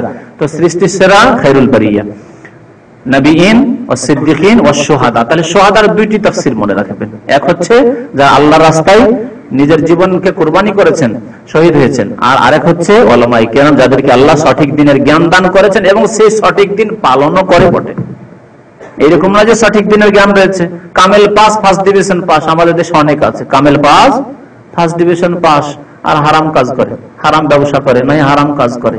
কওমি মাদ্রাসা ফারেগে আসার পরে এখানে হারাম ব্যবসা করে, ভিসার ব্যবসা করে না, এরা তার অন্তর্ভুক্ত। এই ফজিলত তাদের জন্য নয়। ফজিলত কাদের জন্য? আমল ঠিক আছে, কমপক্ষে সলেহীন, আর উপরন্ত উলুল ইলম। সলেহীন তো থাকতে হবে, যেহেতু চতুর্থ শ্রেণী হচ্ছে সলেহীন, সৎ লোক, সত্য হতেই হবে, আর তার উপরে ইসলামের জ্ঞান রয়েছে। এরা হচ্ছে তৃতীয় মর্যাদা দখলকারী। তারপরে সলেহীন, ওয়া হাসুনা উলাইকা রাফিকা। তারপর আল্লাহ রাব্বুল বলছেন জাযাউহুম, এদের প্রতিদান, আল্লাহ প্রতিদান দেবেন তাদেরকে, ইনদা রাব্বিহিম, তাদের পালনকর্তার নিকট, জান্নাতু আদনিন, স্থায়ী জান্নাত। আদান মানে স্থায়ী। আমাদের দেশের মানুষরা জানে যে আদান একটি জান্নাতের নাম। আদান মানে আসলে স্থায়ী, মানে এমন জান্নাতে যাবে সেখানে স্থায়ী ভাবে থাকবে। জান্নাতু আদনিন তাজরি মিন তাহতিহাল আনহার, সেই বাগান সমূহ বা সেই জান্নাতের নিম্ন দেশে নহর সমূহ বা ঝর্ণা সমূহ প্রবাহিত হবে। খালিদিনা ফিহা, সেখানে চিরকাল থাকবে। আনহার আল্লাহ বলেছেন, নহরের বহুবচন, নদী সমূহ বা নহর সমূহ বা ঝর্ণা সমূহ। এই ঝর্ণা বা নদী কয় রকমের নদী হবে? 4 রকমের নদী হবে। আল্লাহ রাব্বুল আলামিন কোরআনে তা বর্ণনা করেছেন। কিসের নদী হবে? পানির নদী হবে, আর মধুর নদী হবে, দুধের নদী হবে, আর শরাবের নদী হবে। কিন্তু সেই শরাবে মাতলামি হবে না। যে শরাব দুনিয়াতে এই হারাম শরাব খেয়ে মাতলামি করে, মস্তিষ্কের বিকৃতি ঘটে, বিবেক হারিয়ে ফেলে, তা হবে না। জি, স্বাদ, নাম এবং স্বাদ, নাম এবং স্বাদ। আরেকটি কথা, এই মদের মতো স্বাদ নাই, এই পানির মতো স্বাদ নাই, এই মধুর মতো স্বাদ নাই, এই দুধের মতো স্বাদ নাই। এই কথা মনে রাখেন। ভাববেন না যে দুধ দেওয়া হবে, ও আমাদের বাড়িতে এত দুধ হয়, এত দুধ খেয়ে, না না। হযরত আব্দুল্লাহ বিন আব্বাস রাদিয়াল্লাহু তাআলা আনহু এই জন্য বলছেন যে দেখো, এই যে 4টি নহর হবে, নামগুলি শুধু এইরকম, স্বাদ একেবারেই আলাদা, স্বাদের সাথে কোনো তুলনা নেই। না এই পানির সাথে জান্নাতের পানির নহরের তুলনা আছে দুনিয়ার পানির সাথে, না এখানকার দুধের তুলনা আছে সে জান্নাতের দুধের নহরের সাথে, না এখানকার শরাব মদের তুলনা আছে সেখানকার মদের সাথে, না এখানকার মধুর তুলনা আছে জান্নাতের মধুর সাথে। নাম শুধু পরিচিতির জন্য, যাতে করে বুঝতে পারে মানুষ মুমিন দুনিয়াতে যে আল্লাহ আমাদেরকে এই 4 প্রকারের নহর থেকে ভোগ করার স্থায়ী ভাবে তৌফিক দেবেন এবং আমাদেরকে এই নিয়ামত দান করবেন জান্নাতে। জাযাউহুম ইনদা রাব্বিহিম জান্নাতু আদনিন তাজরি মিন তাহতিহা আনহার খালিদিনা ফিহা, সেখানে চিরকাল থাকবে। আবাদা, আবাদা আল্লাহ বাড়িয়েছেন এখানে, কি জন্য বলেন? এই জন্য নয় যে কাফেররা কোনোদিন জাহান্নাম থেকে ফিরে চলে আসবে, এই জন্য খালিদিনা শুধু বলা হয়েছে না। আবাদা এই জন্য বলা হয়েছে, দেখো মুমিন চিন্তা করবে না, মুমিন দুশ্চিন্তায় থাকতে পারে যে কি জানি হতেও পারে যে কোনো একদিন জান্নাত থেকে আবার বেরোতে হতে পারে। না না না, আবাদা চিরকাল চিরকাল থাকবে ভাই। খালিদিনা মানে চিরকাল, আবাদা মানে সর্বদাই সর্বদাই। মতকে শেষ করে দেওয়া হয়, মরবেও না। পৃথিবীতে যতই পয়সা লাগান না কেন, একদিন মরে গিয়ে সব ছেড়ে খালি হাতে চলে যেতে হবে, এমনটাও হবে না জান্নাতে গিয়ে। তাই আল্লাহ বলছেন আবাদা খালিদিনা ফিহা রাদিয়াল্লাহু আনহুম, আল্লাহ তাদের উপর সন্তুষ্ট হয়ে যাবেন, ওয়া রাদু আনহু, এবং তারা আল্লাহর উপর সন্তুষ্ট হয়ে যাবে। যালিকা লিমান খাশিয়া রাব্বা, এই নিয়ামত কাদের জন্য? জান্নাত কার জন্য? হ্যাঁ, সৃষ্টির সেরা কাদেরকে বলা হলো?